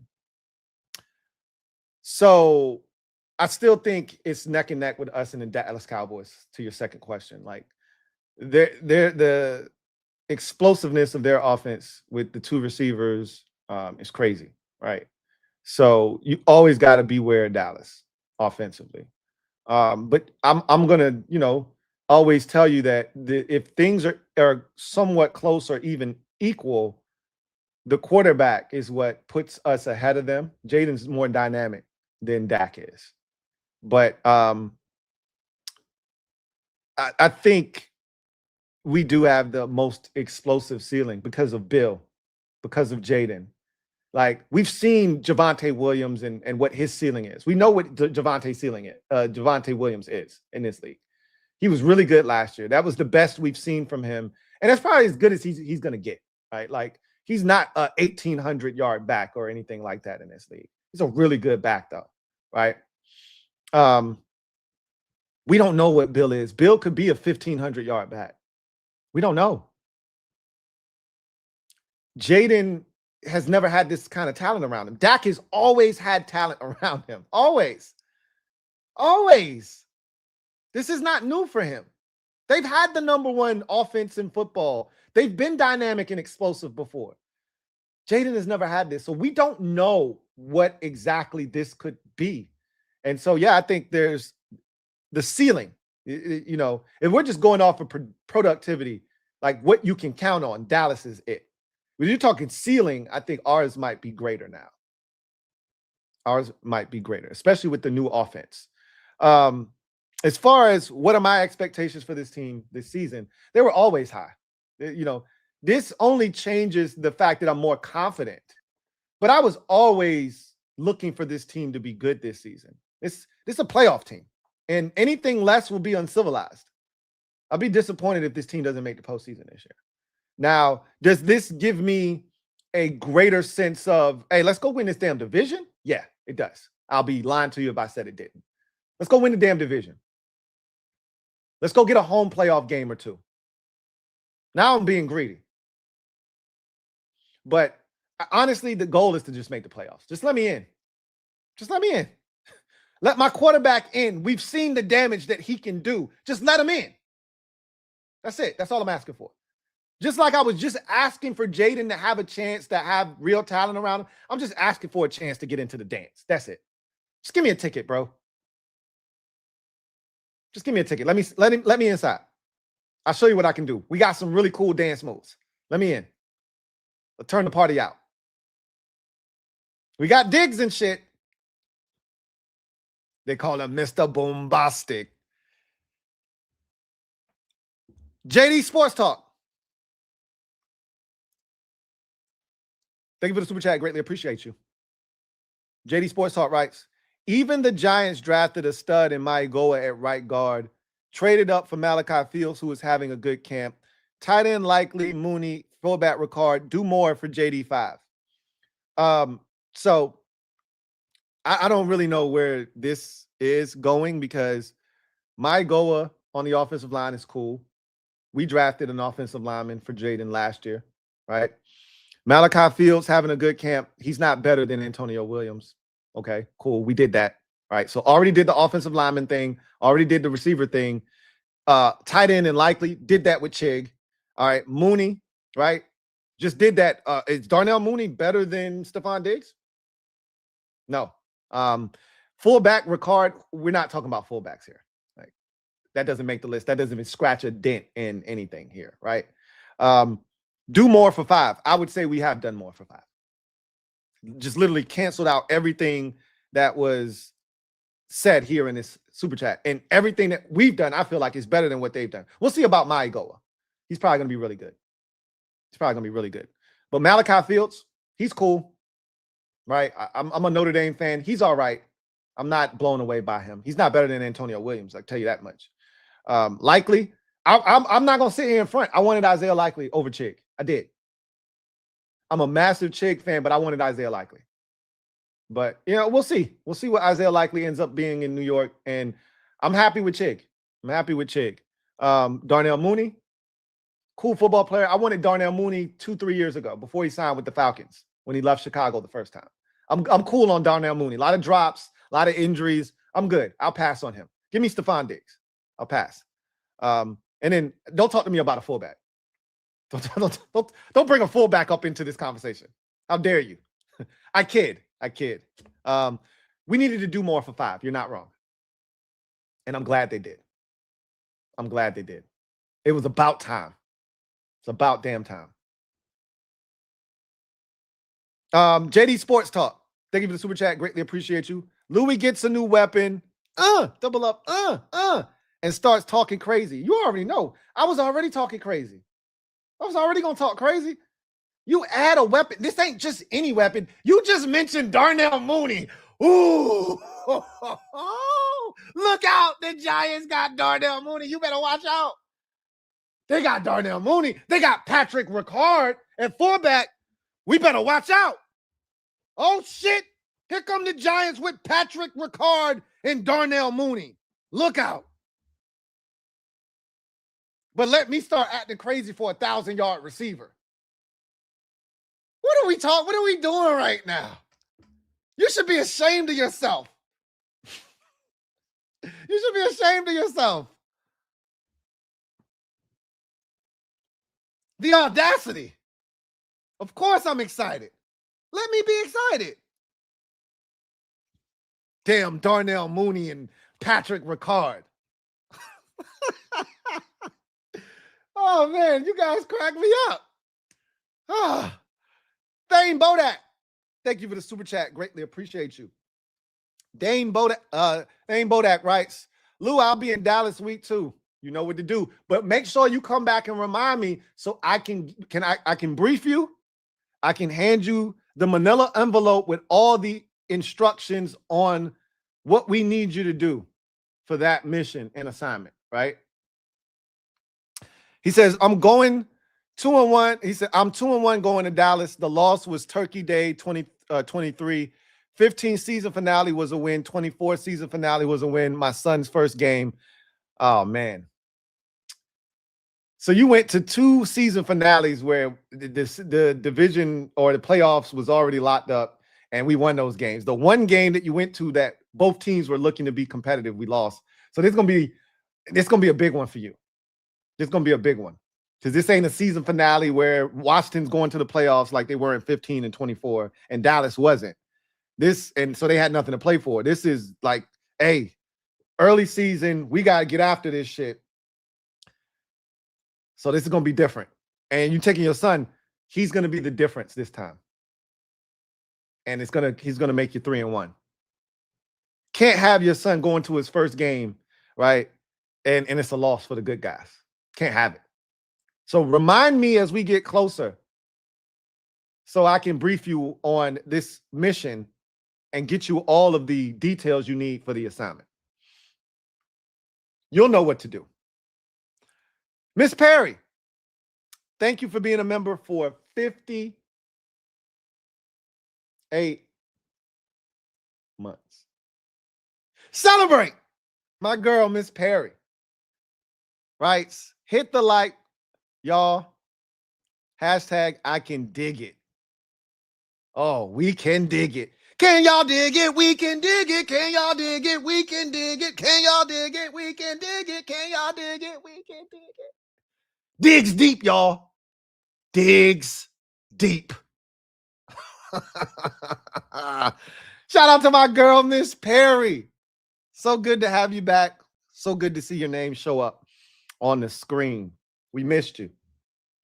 Derek B, thank you for the super chat. Greatly appreciate you. Thank you for being a member of the MOBB. My God, Derek B writes, if, quote, if they had interest, they would have signed Stefon Diggs already on repeat. I said that so many times. That was before I found out that they had interest in him.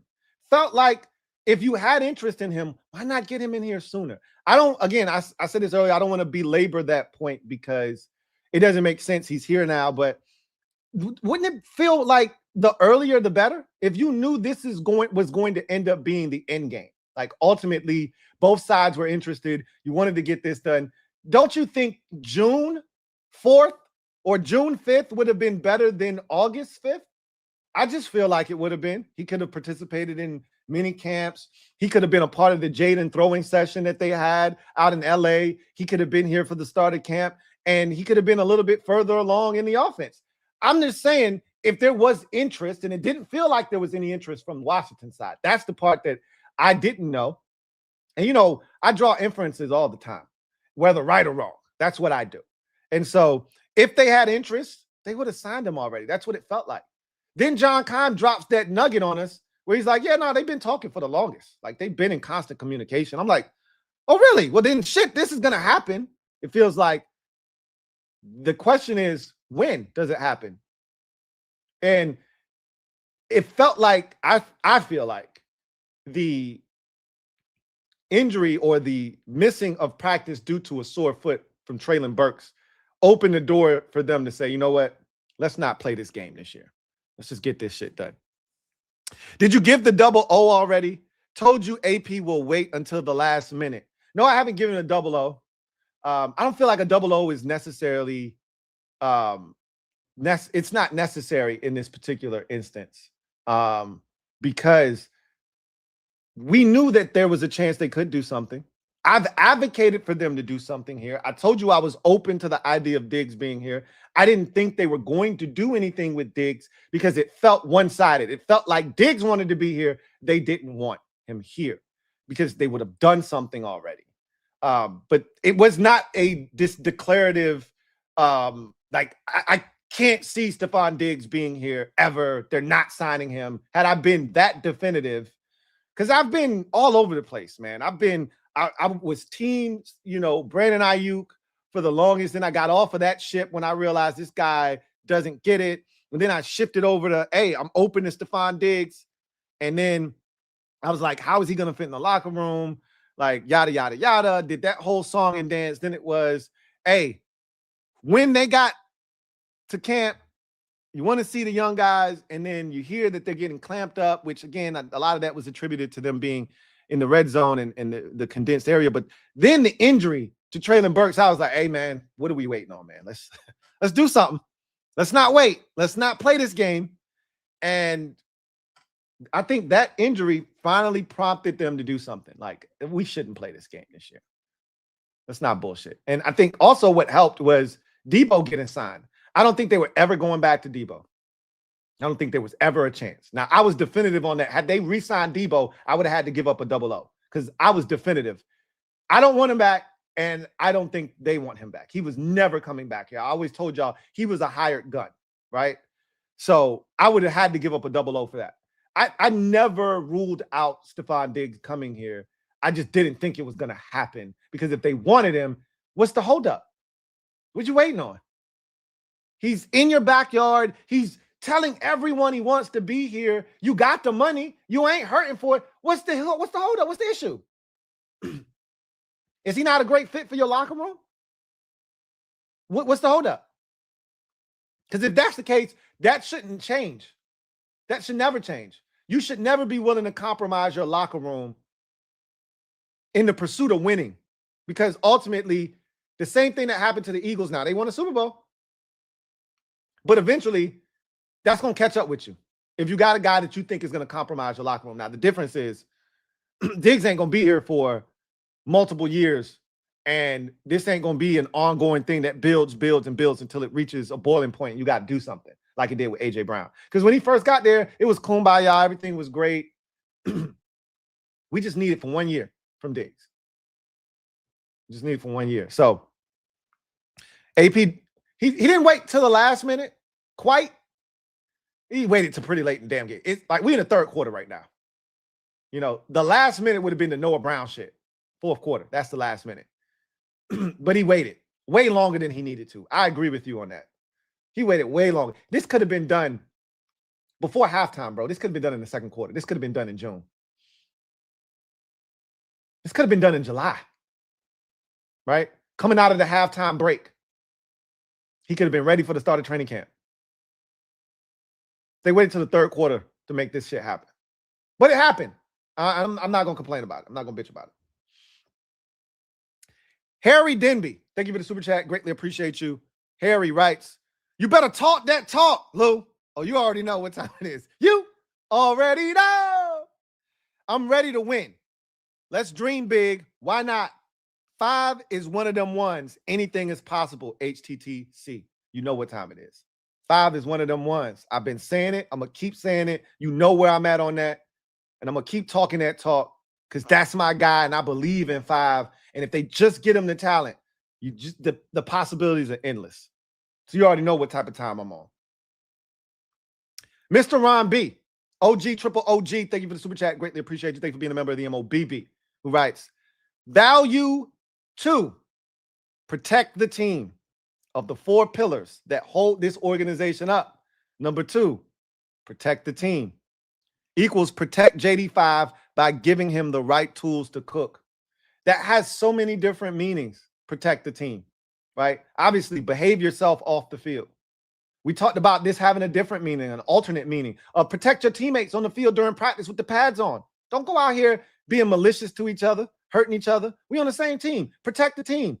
But this also could mean protect the team by protecting 5, protecting him with a proper O-line, protecting him by getting him weapons, protecting him by getting him a defense. Adam Peters said it's more than one way to protect your star quarterback, to help your star quarterback. It ain't just about getting him weapons. It's about getting him better defensive help so that he doesn't feel like he's got to do it all himself every single game.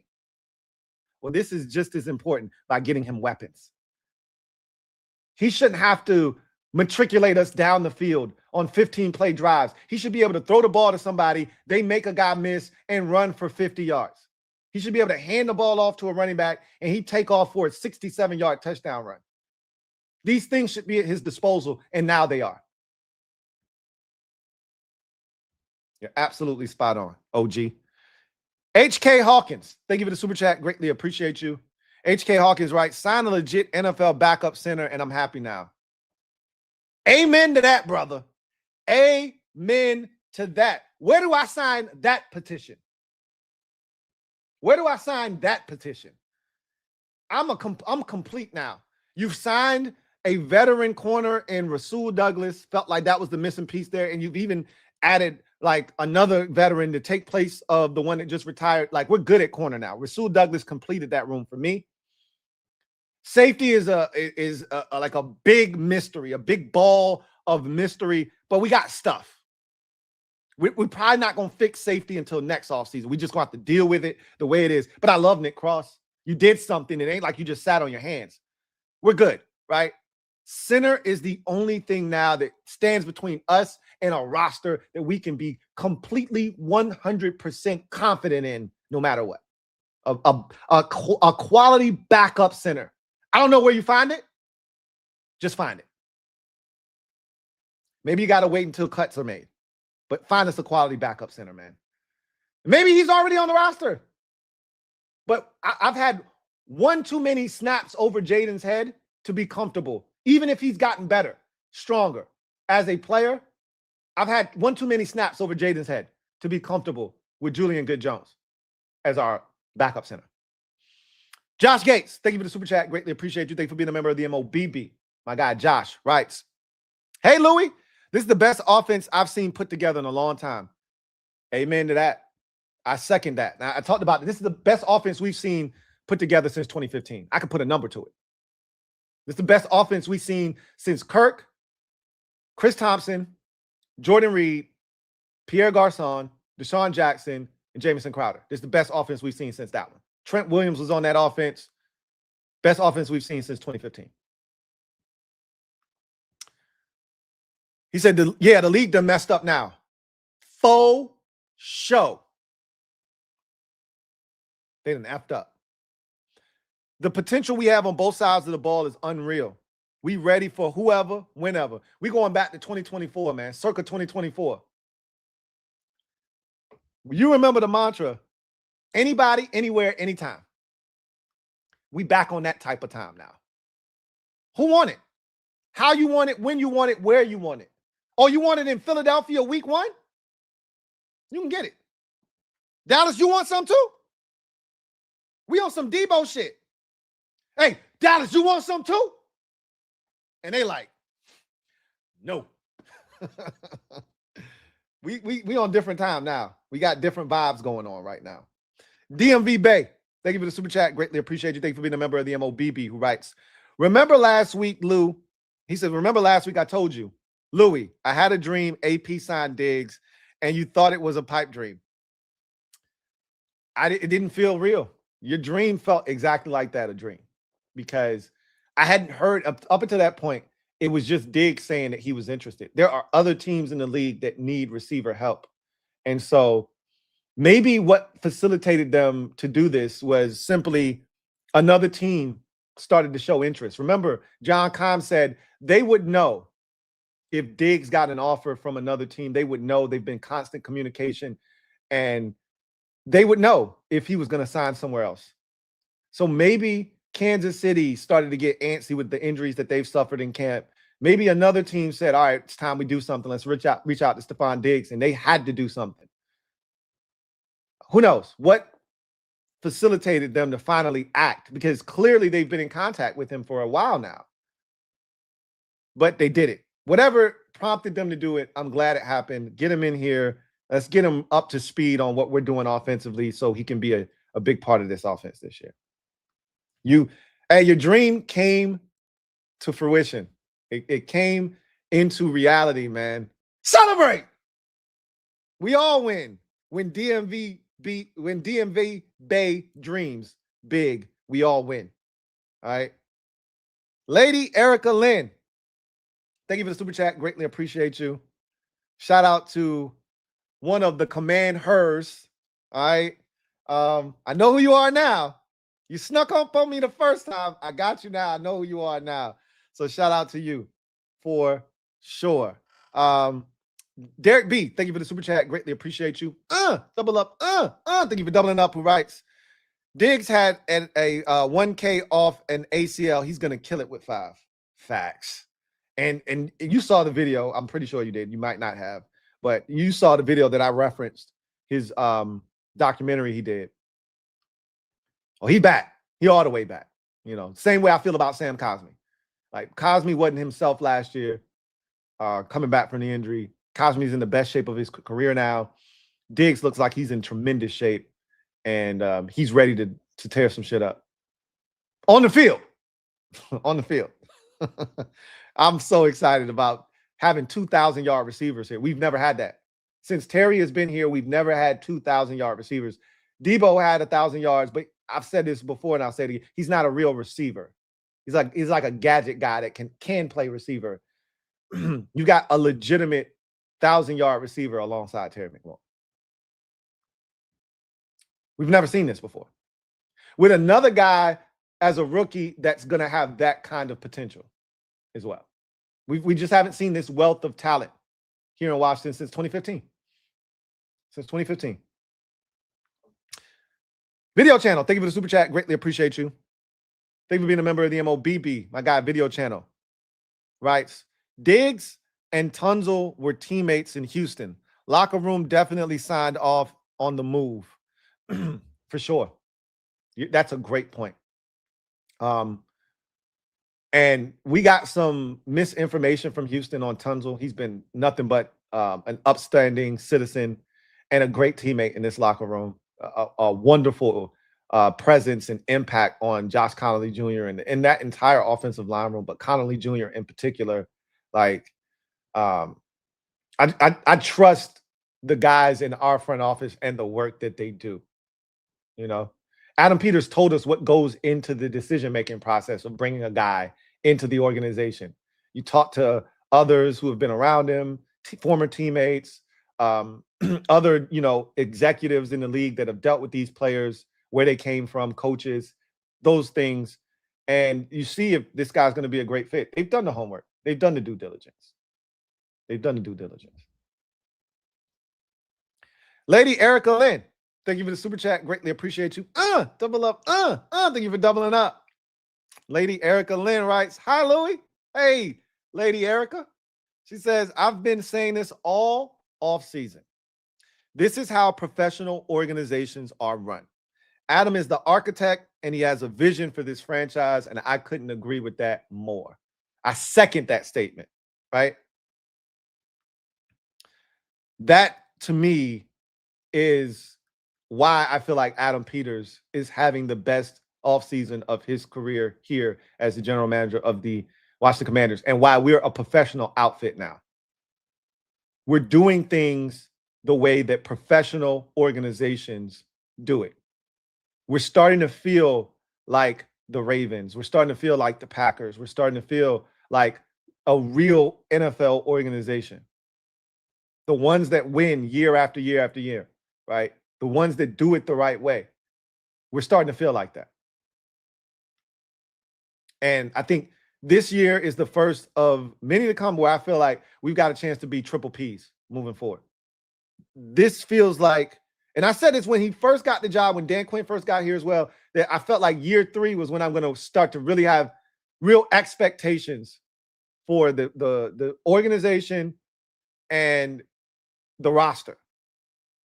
And year 1 skewed everything. It distorted the whole picture. We're back on track. We're recalibrated. We found our north. And to further your point, the fact that we don't have leaks, that's what professional organizations do. The fact that we do things on our time, that's what professional organizations do. And you don't build your roster through free agency. You supplement your roster through free agency. You build your roster through the draft. And that's why you've seen the steady diet of one-year deals. And then the young players going into their second contract, those are the ones you extend the 3-year deal to. Those are the guys, the Leo Chanels, the Chiga Conquos. Those are the guys you bring in who are hungry on that second deal, that are 24, 25 years old. The Amik Robertsons, that's the guy you give the 2-year deal to at 27, right? They're doing it the right way. They're bringing in the guys that are going to help this team moving forward. And the Nick Cross is 24 years old. Like, that's how you do it. This is a professional outfit now. They're going to continue to build through the draft. But they're also going to supplement. And you don't put yourself in a Dallas Cowboys situation where you got money all over the place and you're pushing money down the road. Cash to cap. Clean books. You know where your money is. You know how you spent it. You're not in a hole. You're not working from a deficit.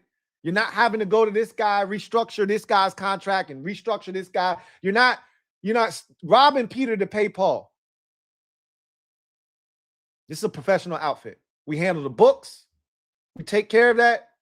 So when it's time to take care of our own players, we can do it.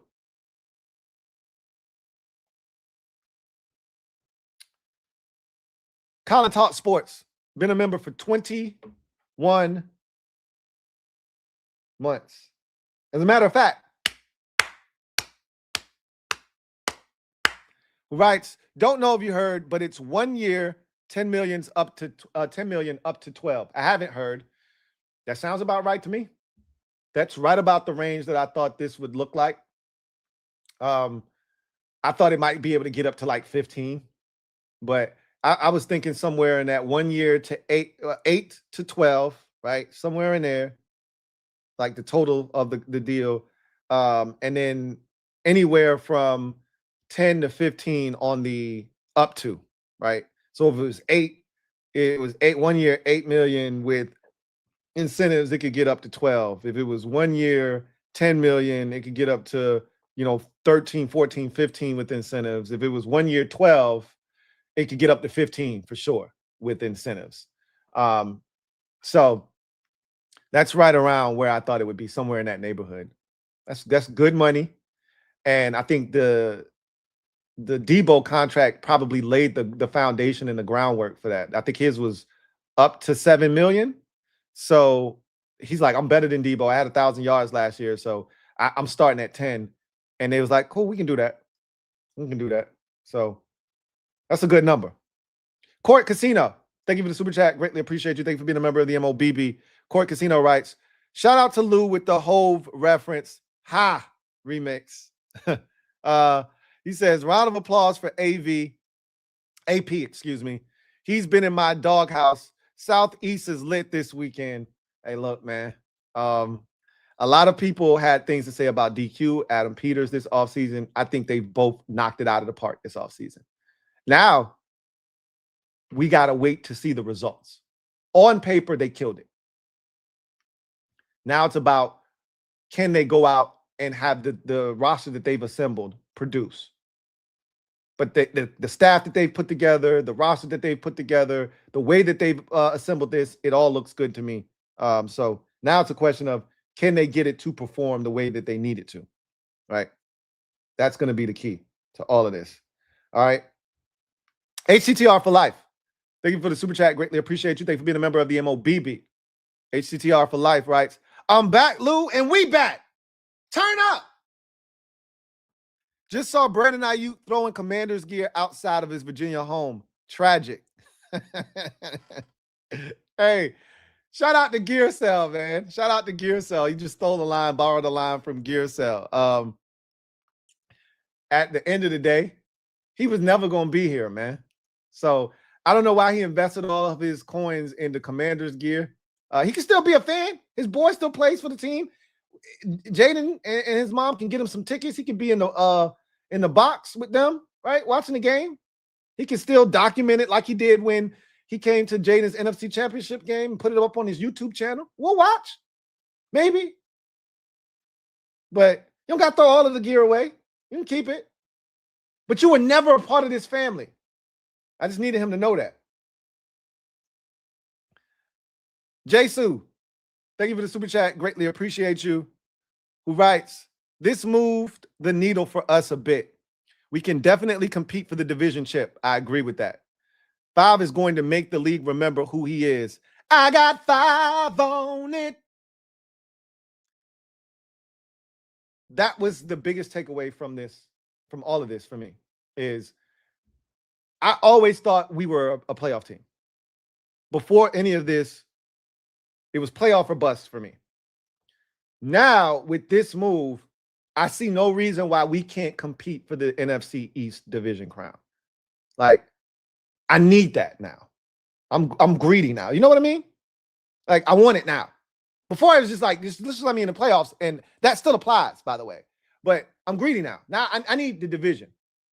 We good enough to go get it. So let's go get it.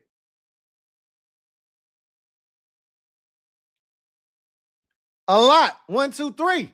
My guy, Tones, what's good? Been a member for 34 months.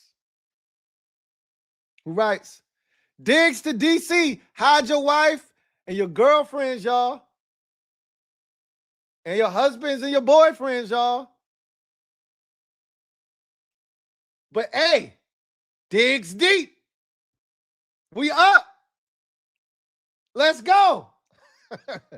They call him Mr. Nasty, man. They call him Mr. Nasty. Ha ha. Mr. Nasty, man. They call him Mr. Nasty. Stefon, Mr. Nasty, man. They call him Mr. Nasty. Stefon, Mr. Nasty, man. They call him Mr. Nasty. He's not gonna take it easy. You won't get away tonight. Let's go, man. We got Stefon Diggs. Stephen Dent. Been a member for 21 months. Who writes, nephew back. He back. I saw you left a comment. He's like, hey, put some respect on my nephew name, bro. My bad, man. No disrespect, man. Okay. I welcome the family member back into the fold. No disrespect, man.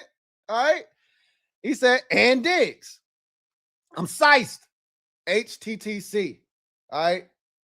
HTTC. My bad, bro. He a family member. Once a family member, always a family member. As long as you leave on good terms, it's all love, man. It's all love.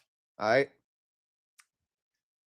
Michael Moses, thank you for the super chat. Greatly appreciate you. Thank you for being a member of the MOBB. Michael Moses writes, Commanders Kings tonight? Possibly. Might have to get an emergency episode. I know Candy Waller's coming on tonight. And so we're going to talk about this among other things. Practice, obviously, today.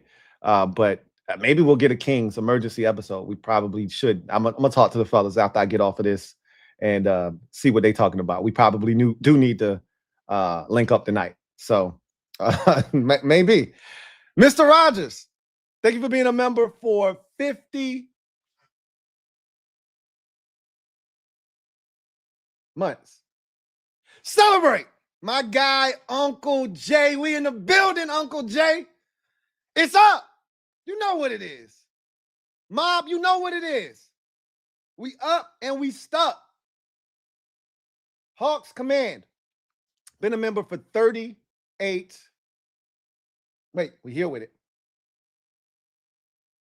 Months. Salute to you. You going to be selling raffle tickets at the event? We got raffle tickets. I think the raffles will still be available at the event. I'll have to check on that. That's a great question. We probably will still have raffle tickets available at the event. I'll check on that for you, though. I'll check on that. That's a great question. Barrett Downing, thank you for being a member for 59 months. Celebrate. My guy, BD, writes, how much does Diggs add to us, Lou? Massive amounts. I talked about it for over an hour, what this does and how it changes the landscape of this roster. Just think about it in this context. Terry's never had a receiver of this caliber alongside him since he's been here, right? He's going into year, 7 now, and he's never had a receiver of this caliber next to him. We haven't had this much talent on the offense since 2015, right? That's the last time we had 2,000-yard receivers. Might have been 2016, but in that general vicinity, 2015 was the last dynamic, like crazy offense that we had. And I just look at it from this perspective. You went from Treylon Burks being your receiver 2 as your Z in week 1 versus the Philadelphia Eagles to Stefon Diggs. Like, that's a night and day difference. You went from Treylon Burks being your receiver 2 to your receiver 4. That is huge. That's massive. It's almost hard to quantify it, but it's not, because we can see that Diggs had 1,000 yards receiving last year. And Treylon Burks didn't even have 300 yards receiving last year. So, again, this changes the offense. It changes the ceiling for this offense. And I think it changes the expectation for this offense and really the team overall. Like somebody said earlier, this moves the needle. You can win a division now, right? Let me go back and grab that comment. Jasu said, you move the needle now. So this is a needle mover here. It's a big one. Barrett Downing, my guy BD, thank you for the super chat. Greatly appreciate you. Thank you for being a member of the MOBB.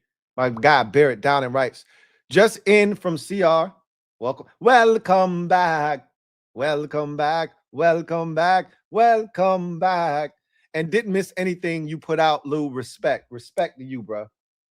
Always supporting, no matter where you are. And I can definitely appreciate that, man. Thank you so much for the unwavering support.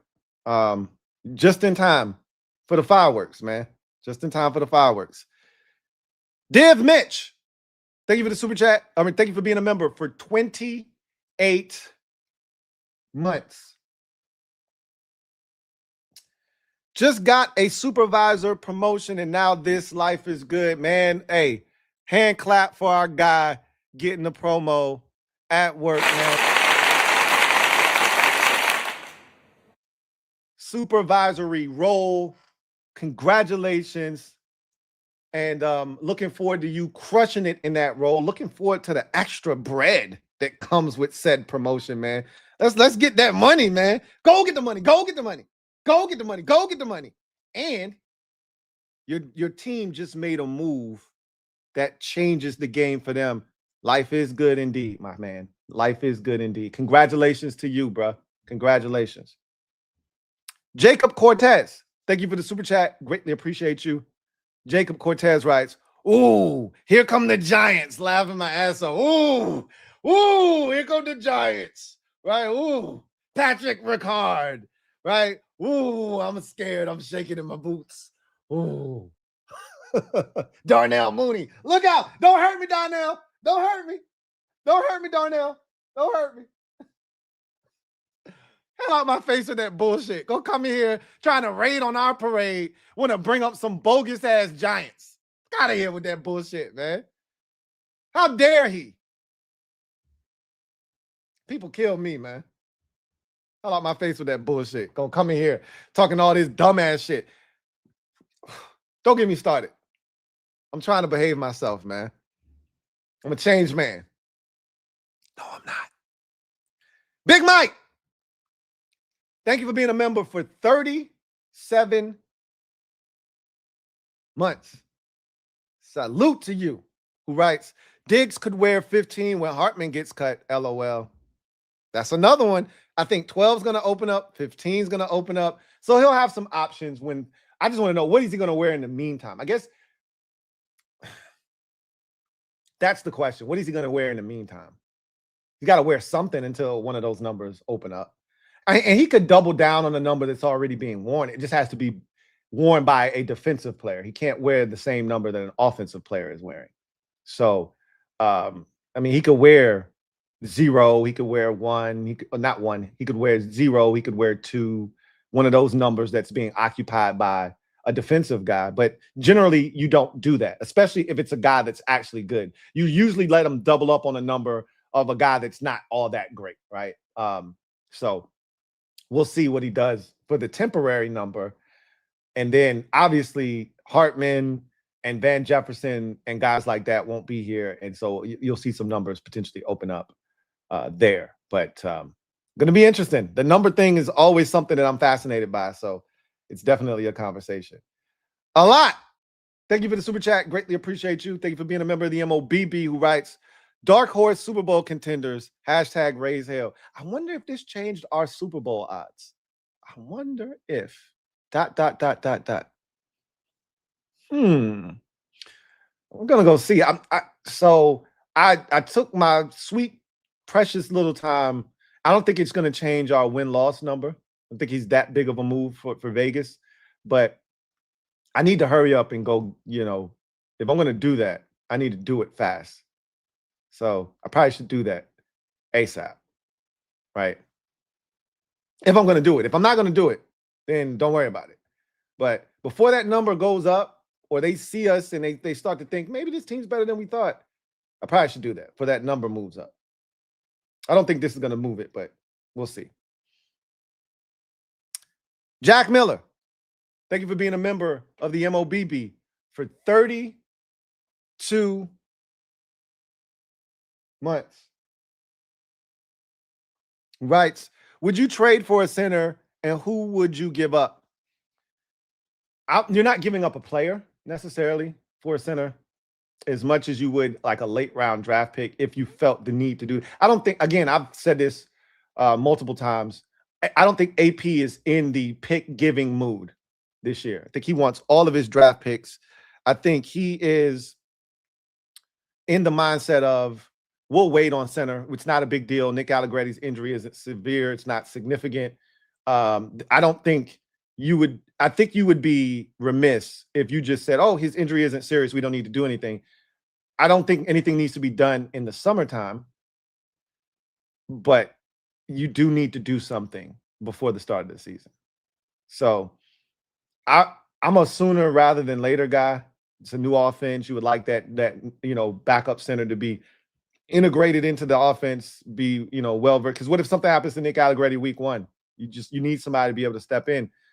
So the sooner you get somebody in here, the better it is for you. But ultimately, I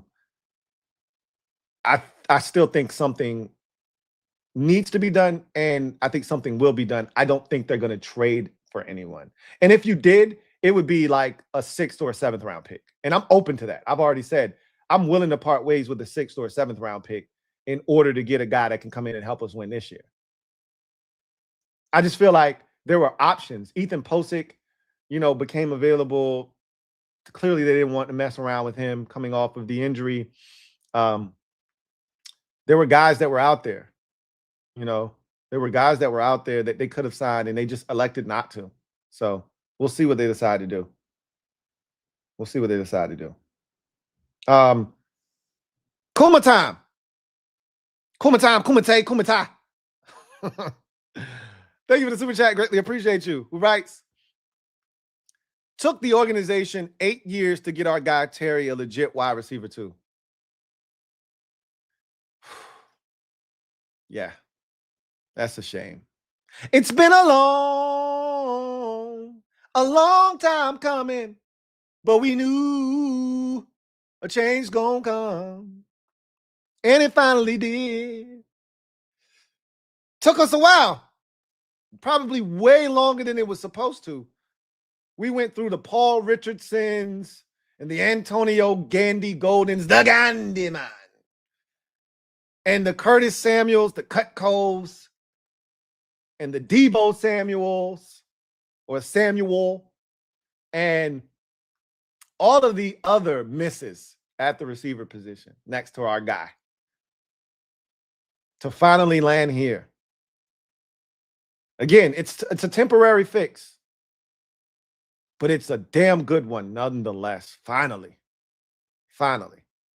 He says, I'm more happy for him than I am for JD5. Hashtag let's work. Yeah, I'm happy for Terry. I'm more happy for Jaden, though. I'd be lying if I said I wasn't, because Terry's going to eat regardless. He was going to eat regardless. Is this going to help him out? Yeah, you're damn right this helps him.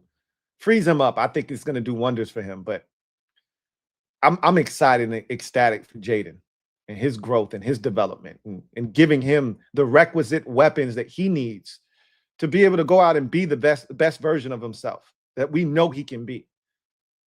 So, yeah, I'm more excited for Jaden, but I'm excited for everybody. I'm excited for us as fans, damn it. I'm excited for everybody. It's a win for all of us. Rocky Road. Thank you for the super chat. Greatly appreciate you. Thank you for being a member of the MOBB. Rocky Road writes, Sup, Lou? Sup, Rocky Road? To me, Burks reminds me of Josh Doxson. He always has some type of mystery injury. What are your thoughts on this theory? I can see that. Former first-round pick, constantly injured. The only difference is Josh Doxson didn't love football. He never loved football. That was the biggest problem with him. There were questions about that with him coming into the draft, and we still took him. Did he love football? That's why he left Wyoming, where he initially went to school, and went back to TCU since it was closer to home, because he wanted to be near family. Like, he didn't really, you always question with him, does he love football? I don't think you question that with Trey Burks. Man played through a broken finger last year. Like, he want to be here. He want to do this. Can he stay healthy is the question. We'll see. But I got confidence that in a limited role, which he's going to be in now, he can help. He can help a lot. Bilbo Baggins. Thank you for the super chat. Greatly appreciate you. Thank you for being a member of the MOBB. Bilbo Baggins writes, group effort, Diggs is not allowed on U Street. Y'all know what it is. You got to set rules and parameters, right? If this is going to work, and we're going to make sure that everything goes smoothly while he's here, certain parameters need to be put in place, and one of those is he can't be on U Street. And I'm pretty sure he understands that. He knows, right? It's in the contract. I kid. It should be. But nonetheless, glad that he's here, and now this team can dig deep. Court Casino, thank you for the super chat. Greatly appreciate you. Double up. Thank you for doubling up. Who writes, number 8's new nickname is instantly Mr. It's Mr. Nasty Time. Hey, go ahead. Mr. Nasty Top. I love it. I love it. I love it. I can't think of his name from Half Baked. What his name was. I think it was Nate something though. Nate Nasty something or Nasty Nate something. I can't remember his name, but yeah. Mr. Nasty Time. Yeah. You got that one, and then of course you got next Friday after next. You got Pops's brother, Unc. It's Mr. Nasty Time. They call him Mr. Nasty Man. They call him Mr. Nasty. Stefon, Mr. Nasty Man. They call him Mr. Nasty. Stefon. Hey, he's a part of the family now, man. Welcome him with open arms. Y'all, we got Stefon Diggs. Changes the game. It really, truly does. Celebrate! We got Stefon Diggs, and now we have a complete, not only wide receiver room, you're one move away from having a complete offense and pretty much a complete roster. Again, there are questions in the secondary if we're being nitpicky, but can't fix everything. And if the pressure up front is what we think it can be, it can solve a lot of those back end of the defense issues. Ultimately, center right now, backup center, is the one thing that I think we all would say in unison that this team needs to make us feel unbridled confidence. But this move here goes a long way in making us feel like, what you finna do? What you want to do? Because you really don't want it with us on offense now. You really don't.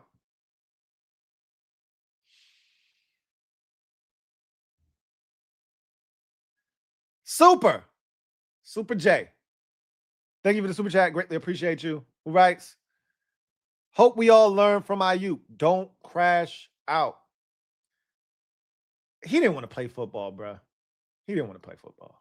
Because if he did, there was a spot here with his name on it, bro. There was a spot here with his name on it. All he had to do was check all the boxes.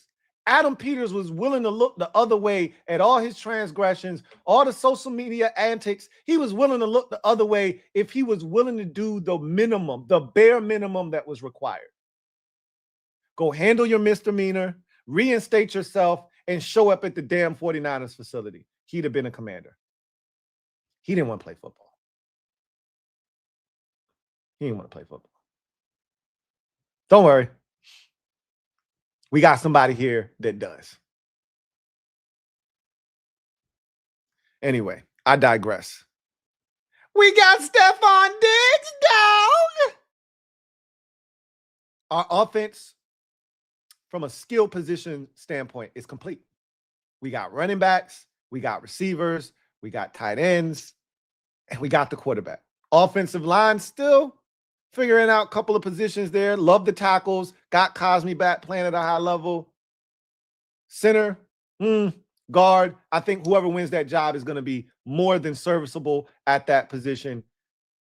We ready to rock on that side of the football. If the defense can hold up their end of the bargain, and again, I got to see it first. But I am more confident in this iteration of the defense than I have been in a very long time. But that's not saying much because I haven't been confident in the defense. I think the last time I was confident in the defense, and I was wrong for being confident, was when DQ first got here. Because I said, if nothing else, we know that DQ travels with defense. Wherever he shows up, the defense instantly gets better. That did not happen here. And I said, also, wherever DQ goes, turnovers follow. That did not happen here. So if we can just not be one of the worst defenses in football with this offense, new and improved, with the addition of Stefon Diggs, look out. Here we come. Damn, it feels good to be a Commanders fan. Y'all say it with me now.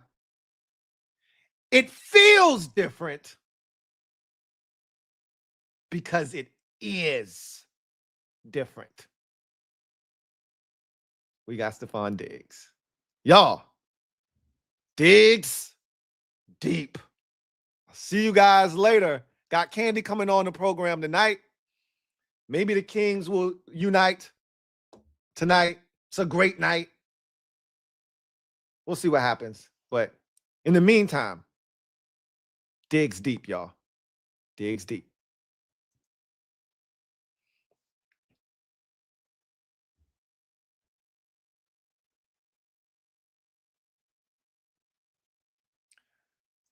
Got another super chat on the way out. Andre 67 Poggers. Thank you for the super chat. Greatly appreciate you. Thank you for being a member of the MOBB. Who writes, 00 for AP. Yeah. Look, I know a lot of y'all aren't fans of his. And we heard from somebody, our guy JJ, said, I'm not a fan of Stefon Diggs on or off the field.